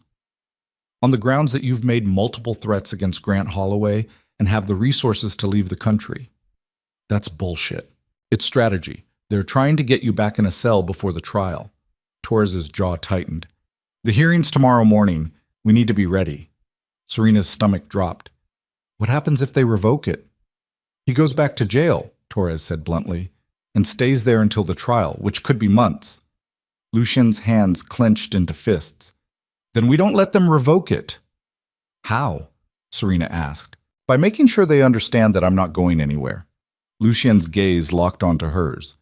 "And that means you need to be visible, credible, the sympathetic victim standing by the man who saved her." The words made her skin crawl. "You want me to play a role?" "I want you to survive what comes next, and that means controlling the narrative before it controls us." The penthouse felt smaller now.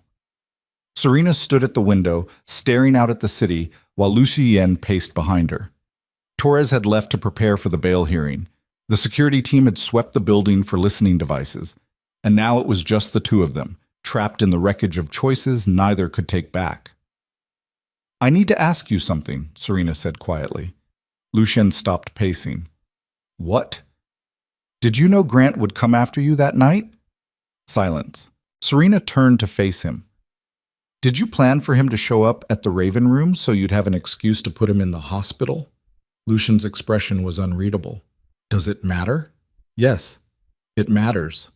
He crossed to the bar, poured himself a whiskey, drank it in one swallow. Then he said, "I knew he was escalating. I knew he'd make a move, and I made sure I was ready when he did." Serena's breath caught. "So you set a trap?" "I created an opportunity." "That's the same thing." "No, it's not." Lucian's voice hardened. "A trap implies I forced his hand. I didn't. Grant made his own choices. He chose to show up armed. He chose to threaten my staff. He chose to attack me. All I did was make sure I won. By almost killing him. By making sure he could never hurt you again." The certainty in his voice should have terrified her. Instead, it settled over her like armor. What happens if I testify and it's not enough? She asked. Then I go to prison. And me? You walk away, start over, live the life you deserve. Serena's chest tightened. What if I don't want to walk away? Lucien's gaze locked onto hers, and for a moment she saw the fear beneath the ice. Then you'll spend the next decade visiting me in a cell, watching me disappear piece by piece, until there's nothing left but the monster. I don't believe that. You should. Why? Because you're so convinced you're broken that you can't imagine being anything else. Serena crossed to him, her pulse hammering. I've seen you, Lucien, the real you. The man who cooks dinner and memorizes my favorite books and holds me like I'm something precious. That man isn't a monster. That man is a lie I tell myself to sleep at night. No, he's the truth you're too afraid to accept. Lucien's jaw clenched. You don't know what you're talking about. Then show me. Serena's voice broke. Show me the worst of you. The parts you're so sure will make me run, because I'm done pretending I don't see it. Serena, show me. For a moment she thought he'd refuse, thought he'd shut down and walk away. But then he grabbed her hand and pulled her toward the elevator. What? The basement of the building was something out of a nightmare. Concrete walls, fluorescent lights, a heavy steel door at the end of a narrow corridor. Lucien pressed his palm to a scanner. The door unlocked with a mechanical hiss. Inside was a room that looked like an interrogation cell. Metal chair bolted to the floor. Drain in the center, hooks embedded in the ceiling. Serena's stomach twisted. This is where I bring people who cross me, Lucien said, his voice flat. Where I get answers. Where I make examples. You torture people here. Yes. The admission landed like a punch. Serena forced herself to breathe, to look, to not turn away. Who was the last person you brought here? She asked. A man who tried to skim money from one of my operations. I broke 3 of his fingers before he confessed. And then? And then I let him go, with a warning. You let him go? I'm not my father. Lucien's voice was tight. I don't kill unless I have to, but I make sure people understand the cost of betrayal. Serena stared at the room, her pulse roaring in her ears. This was the truth. The darkness Lucien had been trying to protect her from, and she was still standing here. Why did you bring me here? She asked. Because you needed to see it, needed to understand that the man you're defending isn't worth it. That's not your choice to make. Lucien turned to face her, his expression raw. Then make it, right now. Walk away or stay. But if you stay, you accept all of this. The violence, the lies, the blood on my hands. You accept that I will do whatever it takes to protect what's mine, even if it destroys me. Serena's chest heaved. She thought of the woman she used to be. The one who let fear dictate every choice. The one who stayed silent while Grant tore her apart. That woman would have run. But she wasn't that woman anymore. I'm staying, she said.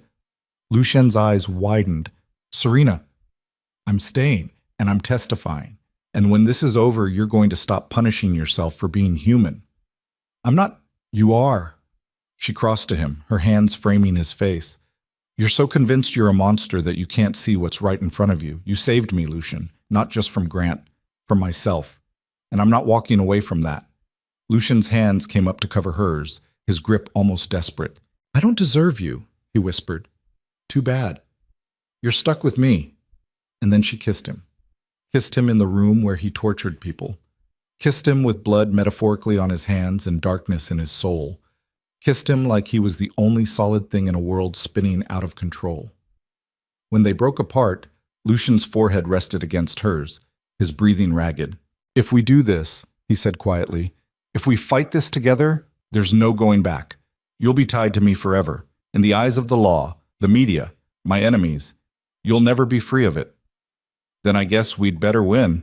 The bail revocation hearing was a bloodbath. Grant's lawyer, Marcus Chen, stood before the judge with hospital photos blown up on a projector screen, Grant's broken body in vivid, horrifying detail. Your Honor, Chen said, his voice smooth, Lucien Moretti is a clear and present danger to my client. He has a documented history of violence. He's currently under federal investigation for racketeering and organized crime, and he's shown zero remorse for putting Grant Holloway in the ICU. Torres stood, his expression sharp. Objection. Mr. Moretti acted in self-defense against an armed assailant who'd been stalking and threatening Miss Serena Vale for months.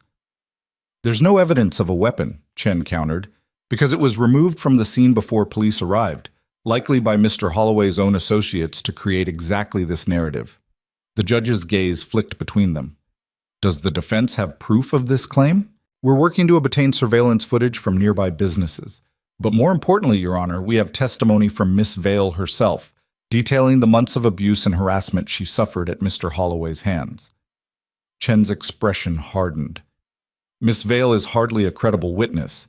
She's living in Mr. Moretti's penthouse, financially dependent on him, emotionally manipulated. Her testimony is tainted. Serena's hands clenched in her lap. Torres shot her a look that said, "Stay calm. Let me handle this." Your Honor, Torres continued, Miss Vale is a victim who finally found the courage to escape her abuser. The fact that Mr. Moretti provided her with sanctuary doesn't invalidate her testimony. It demonstrates his character, a man willing to protect someone in need, even at great personal cost. A man willing to beat someone half to death, Chen corrected. The judge raised a hand. Enough. I've heard the arguments. Bail is hereby... The courtroom doors burst open. Everyone turned. A woman in a designer suit strode down the aisle, her heels clicking against the marble floor. Isabel. Serena's blood ran cold. Isabel stopped at the rail separating the gallery from the floor, her gaze locked on Lucian. Your Honor, she said, her voice clear, I'd like to offer testimony relevant to this hearing. The judge frowned. And you are Isabel Moretti, Lucien Moretti's wife. The courtroom erupted. Reporters scribbled notes. Cameras flashed. Torres cursed under his breath. Lucian's expression was stone. The judge banged his gavel. Order, Mrs. Moretti, you're not on the witness list. I have information about my husband's violent tendencies, information that bears directly on whether he should remain free pending trial. Torres shot to his feet. Objection. This is a transparent attempt to sabotage. I'll allow it, the judge said. Briefly, Isabel smiled, and Serena realized with a cold, sinking certainty that everything was about to fall apart. Tech.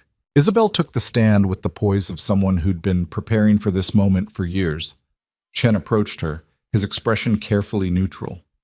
Mrs. Moretti, can you describe your relationship with the defendant? We were married for 5 years, separated for 2. Her voice was calm, controlled. During our marriage, I witnessed Lucian's violent outbursts on multiple occasions. Serena's stomach twisted. Can you give specific examples? Chen asked. He once broke a man's jaw at a charity event because the man made an inappropriate comment to me. He hospitalized a business rival who tried to undercut one of his deals. And on one occasion, she paused, her voice trembling just enough to sound genuine. On one occasion, he put his hands around my throat during an argument. The courtroom went silent. Serena's breath stopped. Lucien's jaw clenched so hard she heard his teeth grind. Did you report this to the police? Chen asked. No. I was afraid of what he'd do. And why come forward now? Isabel's gaze slid to Serena. Because I don't want another woman to suffer the way I did. Lucien is charming, protective.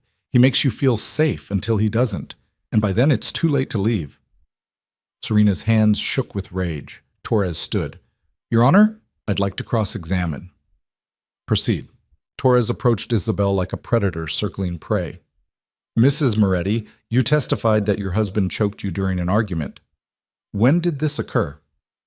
3 years ago. And you never reported it? No. Never sought medical attention? No. Never told anyone? I told my therapist. And what's your therapist's name? Isabel hesitated. Dr. Sarah Klein. Is Dr. Klein prepared to testify to corroborate your claims? I don't know. Strange, because I contacted Dr. Klein's office this morning. She has no record of you as a patient. Isabel's face went white. You're lying, Torres said flatly. You're lying to sabotage your ex-husband because he moved on and you couldn't stand it. That's not. How much is Grant Holloway paying you? Objection, Chen shouted. Withdrawn. Torres turned to the judge.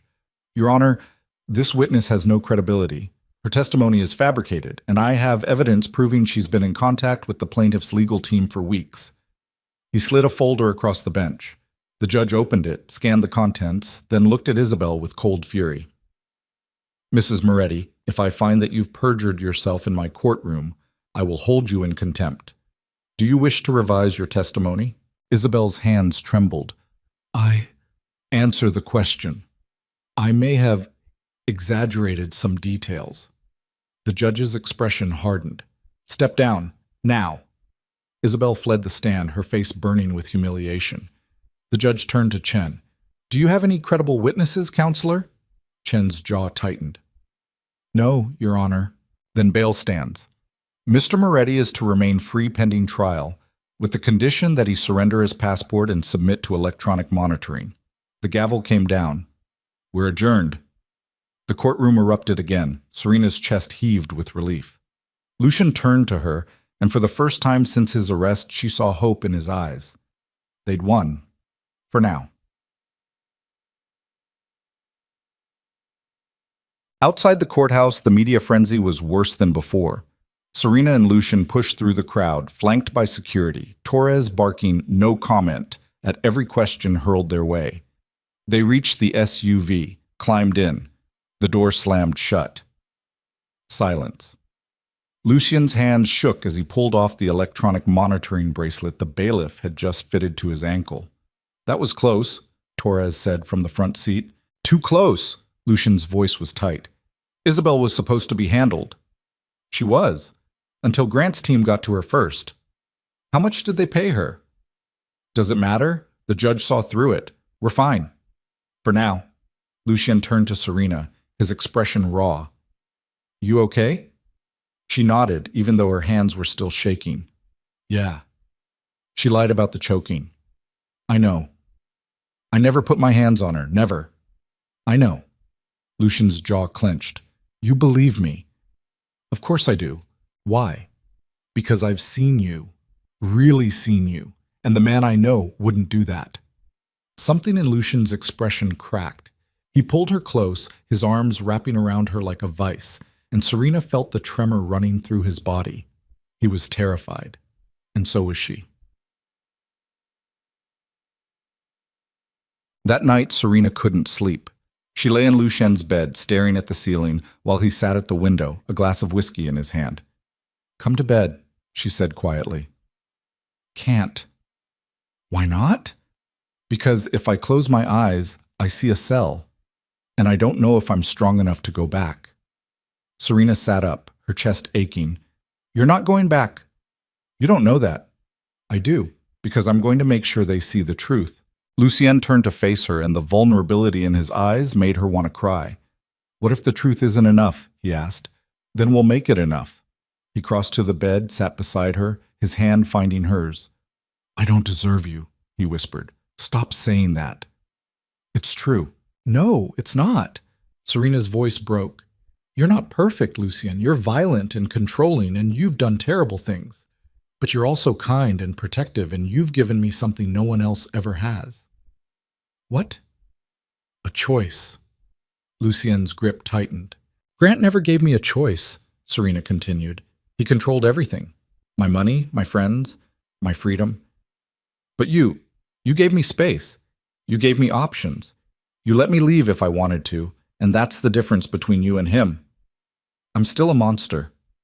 Maybe, but you're my monster. The words settled between them, heavy and true. Lucien pulled her close, his forehead resting against hers. If we do this, he said quietly, if we fight this trial together, you need to be ready for what comes next. The media will tear you apart. My enemies will target you, and Grant's team will do everything they can to destroy your credibility. I know. And you're still willing to do it? Yes. Why? Because I love you. The admission hung in the air like a confession. Lucien's breath caught. Serena, I love you, and I'm not letting them take you away from me. Lucian's hands framed her face, his eyes burning with something fierce and desperate. I love you too, he whispered, and I swear to you, I will do everything in my power to make sure we survive this. Then he kissed her. Kissed her like she was oxygen and he was drowning. Kissed her like the world outside was burning and this was the only thing that mattered. And for a moment, Serena let herself believe that love would be enough. Quote. The next morning, everything changed. Serena woke to the sound of Lucian's phone ringing. He answered, his voice sharp. What? A pause. When?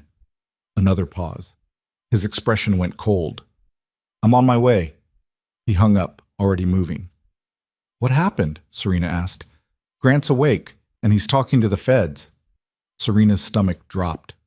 About what? About me. About my operations. About everything. Lucian grabbed his jacket, his jaw tight. They're building a RICO case, and Grant's their star witness. What does that mean? It means they're not just coming after me for assault. They're coming after my entire organization. He turned to face her, his eyes dark. And anyone connected to me is now a target. Including me. Yes. Serena's pulse hammered. What do we do? We fight. And we make sure Grant Holloway regrets ever waking up. Fuck. Lucian's strategy was surgical. Within hours, his team had compiled a dossier on Grant Holloway that would have made the FBI jealous. Financial records showing embezzlement from his law firm. Evidence of affairs with junior associates. Screenshots of threatening messages he'd sent to Serena and other women. But the crown jewel was a recording. One of Grant's former mistresses had kept a voicemail where he admitted to falsifying evidence in a case to win a settlement. It was enough to get him disbarred, possibly prosecuted. Torres presented it to the DA's office with a simple message. Drop the charges against Lucian, or we release this to the media and every regulatory board in the state. The DA didn't blink. We're not making deals with mobsters, she said. Torres leaned back in his chair. Then I guess we'll see you in court. The trial was set for 6 weeks out. 6 weeks of media circus. 6 weeks of legal maneuvering. 6 weeks of Serena and Lucian living under a microscope while the world waited to see if the king would fall. Serena threw herself into preparation. She met with Torres daily, rehearsing her testimony until she could recite it in her sleep. She reviewed every text, every email, every piece of evidence documenting Grant's abuse, and she steeled herself for what was coming. Because she knew, they all knew, that Grant's team would do everything in their power to destroy her on the stand. 1 week before the trial, Serena received a package. No return address, just a plain manila envelope. Inside were photos of her and Lucienne, kissing, holding hands, leaving the penthouse together, and underneath a single typewritten note. A woman who sleeps with her abuser's enemy isn't a victim, she's an accomplice. Serena's hands shook as she stared at the photos. Then she burned them. And the next day she went to the bookstore Lucian had secretly bought for her, the one she'd been managing remotely while her life imploded. The staff greeted her warmly. The familiar smell of old paper and coffee grounded her. She was shelving books when the door opened, and Grant Holloway walked in. Serena's breath stopped. He looked terrible, thin, pale, moving stiffly like every step hurt, but his eyes burned with the same obsessive fury she remembered. Serena, he said, his voice hoarse. Her hands clenched around the book she was holding. Get out. I just want to talk. You don't get to talk to me. You don't get to be here. Please. He took a step closer. Just hear me out. No. Her voice shook. You lost that right the moment you put your hands on me. I never meant to hurt you. Bullshit. The word exploded out of her. You hurt me every single day for 2 years. You controlled me, isolated me, made me believe I was nothing without you. And now you're trying to destroy the one person who actually gave me a choice. Grant's face twisted. He's a criminal, Serena. A murderer. He's using you. No, you're using me. Using me to get revenge because you can't stand that I finally got away. I'm trying to save you. I don't need saving, Serena's voice broke. I needed saving 2 years ago, and you were the one I needed saving from. Grant's hands clenched into fists. You're making a mistake. The only mistake I ever made was believing you loved me. I do love you. No, you love controlling me. And now that you can't, you're trying to destroy me. I'm trying to protect you from a monster. The only monster I see, Serena said quietly, is standing right in front of me. Grant's face went white. For a moment, they stood frozen, the weight of 2 years crashing between them. Then Grant turned and walked out, and Serena collapsed against the bookshelf, gasping, her whole body shaking. She'd done it. She'd faced him, and she'd won. That night, Serena told Lucien what happened. His expression went dark. He came to your bookstore. Yes. Did he threaten you? No. He tried to convince me you're using me. Lucien's jaw clenched. And I told him to go to hell. Something fierce and proud flashed in Lucien's eyes. He pulled her close, his arms wrapping around her, and Serena felt the tension vibrating through his body. I'm going to destroy him, Lucien said quietly. I know. And when I'm done, he'll wish he'd never woken up from that hospital bed. Serena pulled back, her hands framing his face. Promise me something. What? That when this is over, we walk away from all of it, the violence, the revenge, the darkness. We take whatever life we have left and we build something new. Lucien's expression cracked. I don't know if I can. Try. For you? For us. He kissed her then, hard and desperate and claiming, and Serena kissed him back, knowing that the worst was still ahead. The trial began on a Monday. The courtroom was packed. Media, spectators, federal agents watching from the back row. Serena sat in the front row behind Lucien, her hands clenched in her lap. Grant sat across the aisle, flanked by his lawyers, his gaze burning into her. The judge entered. The jury was sworn in. And then Chen stood to deliver his opening statement. Ladies and gentlemen, this is a simple case. Lucien Moretti is a violent criminal who nearly killed Grant Holloway in a calculated act of revenge. He manipulated Serena Vale into believing she needed his protection, then used that as justification to commit assault. The evidence will show that Mr. Moretti is a danger to society, and justice demands that he be held accountable. Then Torres stood. Ladies and gentlemen, this is a case about survival. Serena Vale spent 2 years trapped in an abusive relationship with Grant Holloway. When she finally escaped, Mr. Holloway stalked her, harassed her, threatened her. And when Lucien Moretti offered her sanctuary, Mr. Holloway showed up with a knife. What Mr. Moretti did wasn't revenge, it was defense, and the evidence will show that he saved Serena Vale's life. The battle lines were drawn, and as the first witness took the stand, Serena realized with cold certainty this wasn't just a trial. This was war, and only one side would walk away. The trial lasted 3 weeks. 3 weeks of testimonies that peeled back layers of lies, abuse, and desperation.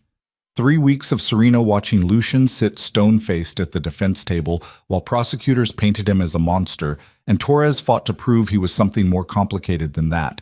The prosecution called witness after witness. Police officers who described the scene at the Raven Room. Doctors who detailed Grant's injuries with clinical precision.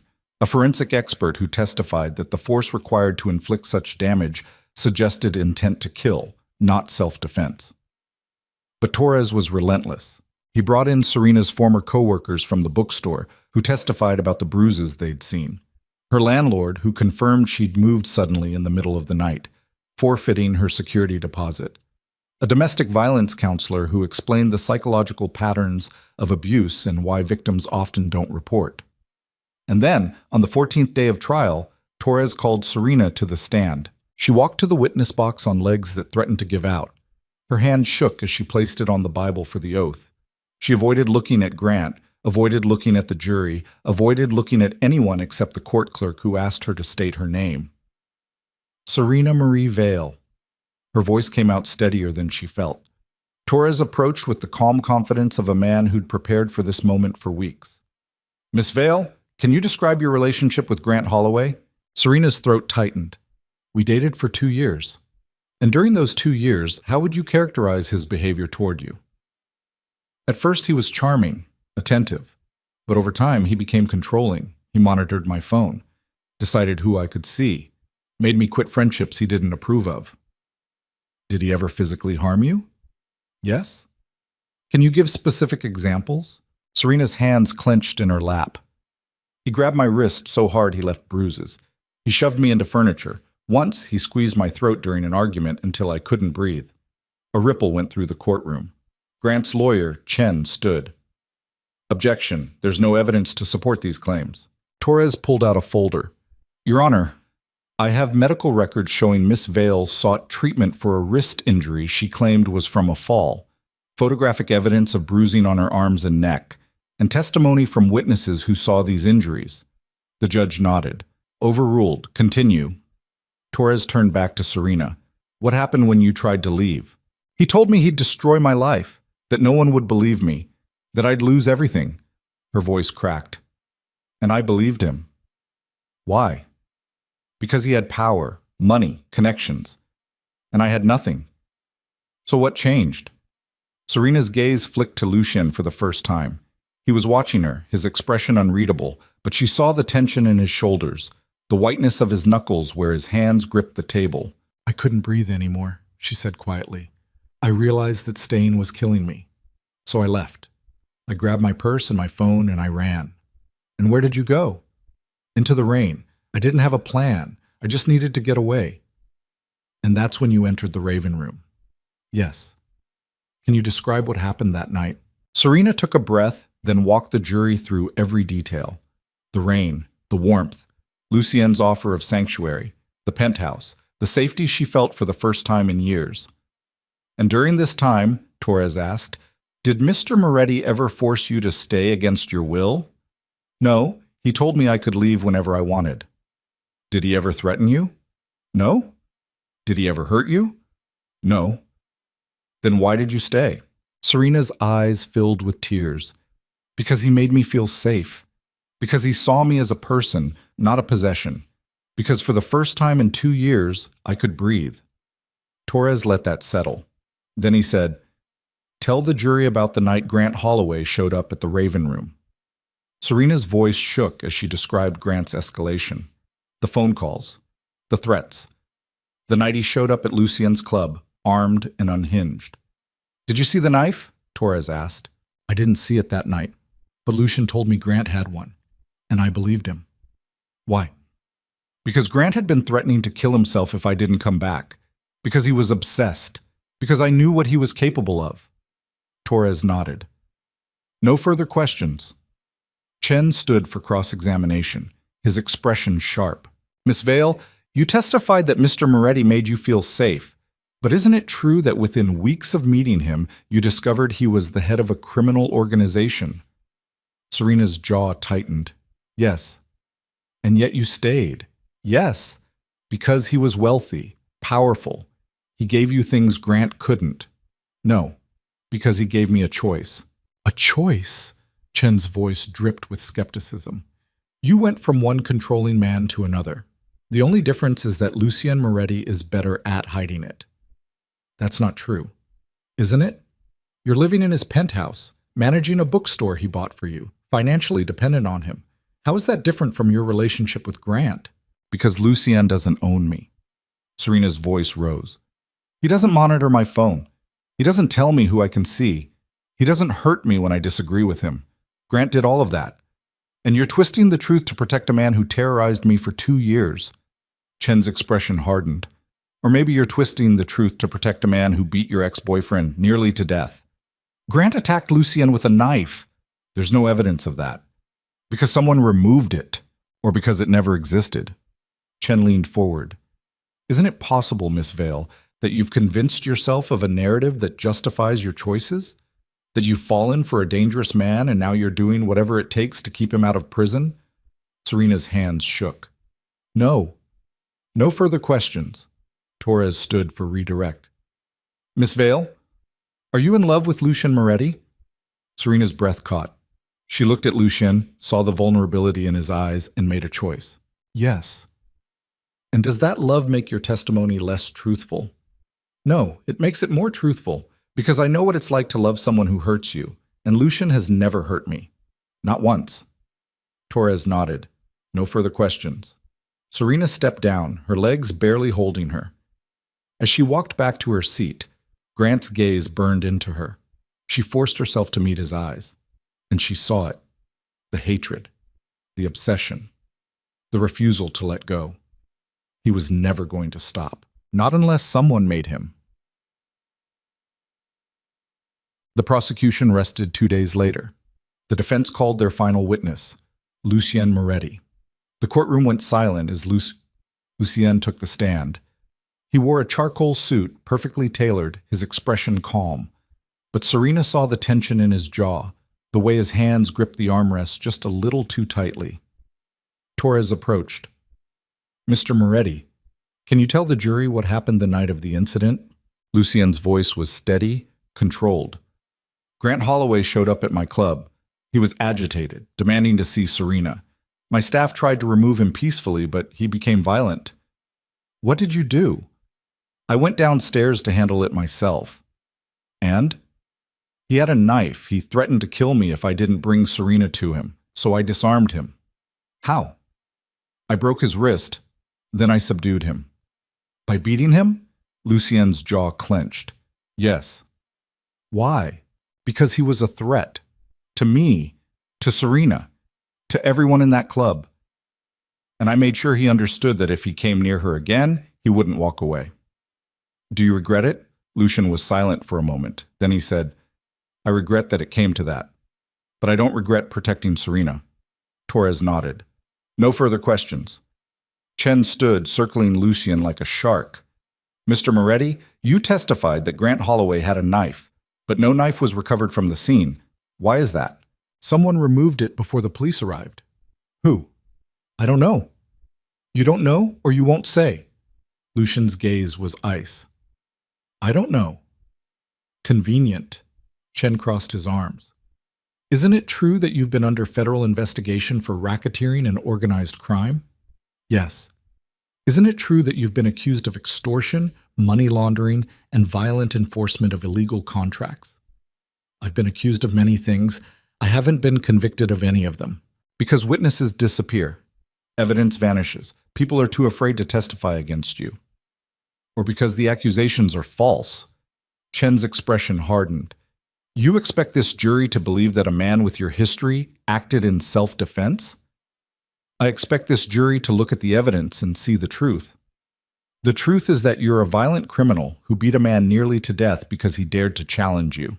The truth," Lucien said, his voice dropping, "is that Grant Holloway spent 2 years abusing Serena Vale. And when she finally escaped, he stalked her, harassed her, threatened her. And when he came at me with a knife, I did what I had to do to protect her. By putting him in the hospital, by making sure he couldn't hurt her again." "And you call that justice?" Lucien's gaze locked onto Chen's. "I call that survival, Jait." Closing arguments came a week later. Chen painted Lucien as a monster, a predator who manipulated Serena and used her as justification for violence. Torres painted Grant as an abuser who'd finally faced consequences. The jury deliberated for 3 days. Serena spent those days in the penthouse, unable to eat, unable to sleep, pacing the floors while Lucien sat at the window, silent and still. On the 3rd day the call came. The jury had reached a verdict. The courtroom was packed. Serena sat behind Lucien, her hands clenched so tightly her nails drew blood. Lucien stood as the jury filed in, his expression stone. The foreman stood. "In the matter of the people versus Lucien Moretti, on the charge of aggravated assault, how do you find?" Serena's heart stopped. "Not guilty." The courtroom erupted. Reporters shouted, spectators gasped. Grant's face went white with rage. "On the charge of attempted murder, how do you find?" "Not guilty." Serena's breath left her in a rush. Lucien's shoulders dropped, just barely, the only sign of relief he'd allow himself. The judge banged his gavel. "Mr. Moretti, you're free to go." Torres shook Lucien's hand. The bailiff removed the electronic monitoring bracelet, and then Lucien turned to Serena. She stood, her legs shaking, and he crossed to her in 3 strides. He didn't say anything, just pulled her into his arms and held her like she was the only thing keeping him grounded. Serena buried her face in his chest, tears streaming down her face. They'd won. But the cost was written in every scar, every sleepless night, every choice that couldn't be undone. Outside the courthouse, the media was a frenzy. Lucien's security team carved a path through the crowd.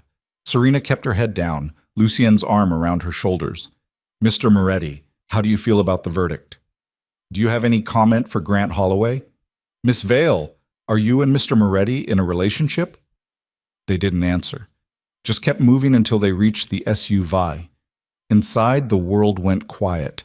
Lucien sat back, his eyes closed, his breathing slow and controlled. It's over, Serena whispered. Not yet. She turned to him. What do you mean? Grant's not going to let this go. Neither is the DA. They'll appeal. They'll keep digging. Then let them. Serena's voice was fierce. We won, Lucien. We survived. And I'm not spending the rest of my life looking over my shoulder. Lucien opened his eyes, his gaze locking onto hers. What are you saying? I'm saying we leave. We take whatever life we have left and we build something new. Something that isn't defined by violence or revenge or the past. Where would we go? Anywhere. Everywhere. I don't care. As long as it's with you. Lucien's expression cracked, something raw and vulnerable bleeding through. You're sure? He asked. I've never been more sure of anything. He pulled her close, his forehead resting against hers. Okay, he whispered. We leave. 2 weeks later, Serena stood in the penthouse for the last time. Boxes lined the walls, furniture covered with sheets. The space that had been her sanctuary now felt like a tomb. Lucien walked through the rooms, his hands in his pockets, his expression unreadable. You okay? Serena asked. He nodded. Just saying goodbye. To what? To the man I was when you met me. Serena crossed to him, her hands finding his. And who are you now? Lucien's gaze met hers. Someone trying to be better. For you. Not for me. For you. He smiled, small and fragile. For us, then. They left Manhattan on a Tuesday. No fanfare, no announcements, just two people climbing into a car with everything they owned and driving away from the wreckage. Lucien had arranged everything. New identities, new accounts. A small villa on the Amalfi Coast, purchased years ago under a shell company, waiting for a day he never thought would come. Serena watched the city disappear in the rearview mirror, her chest tight with something between grief and relief. Any regrets? Lucien asked. She thought about it. About the bookstore she was leaving behind, about the life she'd built in New York, about the woman she used to be. No, she said finally. No regrets. Well, the villa was everything Lucien had promised. Whitewashed walls, terracotta tiles, gardens that spilled down the hillside toward the sea. The air smelled like salt and lemons, and something Serena couldn't name but felt like hope. They spent the first week in silence, not the heavy, suffocating silence of trauma, but the quiet of two people learning how to exist without constantly looking over their shoulders. Lucien cooked. Serena read. They walked the coastline at sunset, their hands intertwined, the past slowly loosening its grip. One night, as they sat on the terrace watching the stars, Serena said, "Tell me something you've never told anyone." Lucien glanced at her. "I thought we were past that." "Humor me." He was silent for a long moment. Then he said, "I used to think I was incapable of love, that my father beat it out of me when I was a kid, that all I had left was rage and control. And now? Now I know I was wrong." His hand found hers. "Because you taught me that love isn't about control, it's about trust, and I trust you more than I've ever trusted anyone." Serena's throat tightened. "I love you." "I know." He smiled. "And I love you, which is terrifying and exhilarating and the most human I've felt in years." They sat in silence, the stars wheeling overhead, the waves crashing against the rocks below. 3 months later, a letter arrived. Plain envelope. No return address. Just Serena's name in block letters. She opened it with shaking hands. Inside was a single sheet of paper. Grant Holloway was found dead in his apartment last week. Apparent suicide. The investigation is closed. Serena's breath stopped. She read it again, then a third time. Lucien appeared in the doorway. "What is it?" She handed him the letter. His expression didn't change. He just read it, folded it carefully, and set it on the table. "Did you—" Serena started. "No." "Lucien." "I didn't touch him, Serena. I gave you my word." Then who? I don't know. And I don't care. His gaze locked onto hers. Grant Holloway made a lot of enemies. Maybe one of them decided to settle the score. Maybe he really did kill himself. Either way, he's gone. And we're free. Serena stared at the letter, her mind spinning. Part of her wanted to know the truth. Wanted answers. But a bigger part, the part that had survived 2 years of abuse and 3 weeks of trial and the slow, painful process of rebuilding herself, just wanted to let it go. Okay, she whispered. Lucian crossed to her, his hands framing her face. Are you okay? I don't know. Ask me in a year. He kissed her forehead. I'll still be here. Promise? Promise. 6 months later, they stood in a small adoption agency in Rome. The social worker led them to a nursery where a baby girl slept in a crib. 3 months old, dark hair, tiny fists curled against her chest. Her mother died in childbirth, the social worker explained quietly. Domestic violence situation. The father is in prison. She has no other family. Serena's chest ached. She looked at Lucian, saw the same ache reflected in his eyes. Can we? Her voice broke. Can we hold her? The social worker nodded. Serena lifted the baby carefully, cradling her against her chest. The little girl stirred, opened her eyes, dark and impossibly huge, and stared up at Serena like she was trying to memorize her face. Hi, Serena whispered. I'm Serena, and this is Lucian. And if you'll let us, we're going to give you the safest, most loved life we possibly can. The baby's tiny hand wrapped around Serena's finger, and something inside her shifted, settled, healed. She looked at Lucien, tears streaming down her face. He was crying too. What do we name her? He asked. Serena thought about it, about the woman she used to be, about the journey that had brought them here, about the future stretching out before them, uncertain and terrifying and full of impossible hope. Elena, she said. It means light. Lucien's smile was soft, genuine. Elena Moretti. Elena Val Moretti, Serena corrected. He laughed, the sound rough with emotion. Yeah, that. That. 2 years later, Serena stood in the garden of their villa, watching Elena toddle through the lemon trees. The little girl was fearless, curious, full of a joy that Serena had spent her whole life trying to find. Lucien emerged from the house, carrying 2 glasses of wine. He handed one to Serena, then wrapped an arm around her waist. She's getting fast, he said. Too fast. We're going to have our hands full when she's a teenager. Serena laughed. You have no idea. They watched Elena chase a butterfly, her laughter bright and clear. Do you ever think about New York? Lucien asked. Serena considered the question. Sometimes, but not the way I used to. What changed? I used to think about what I lost. Now I think about what I gained. Lucian's grip tightened. Any regrets? She turned to face him, her hand coming up to cup his cheek. Not a single one. He kissed her, slow and sweet and full of promise.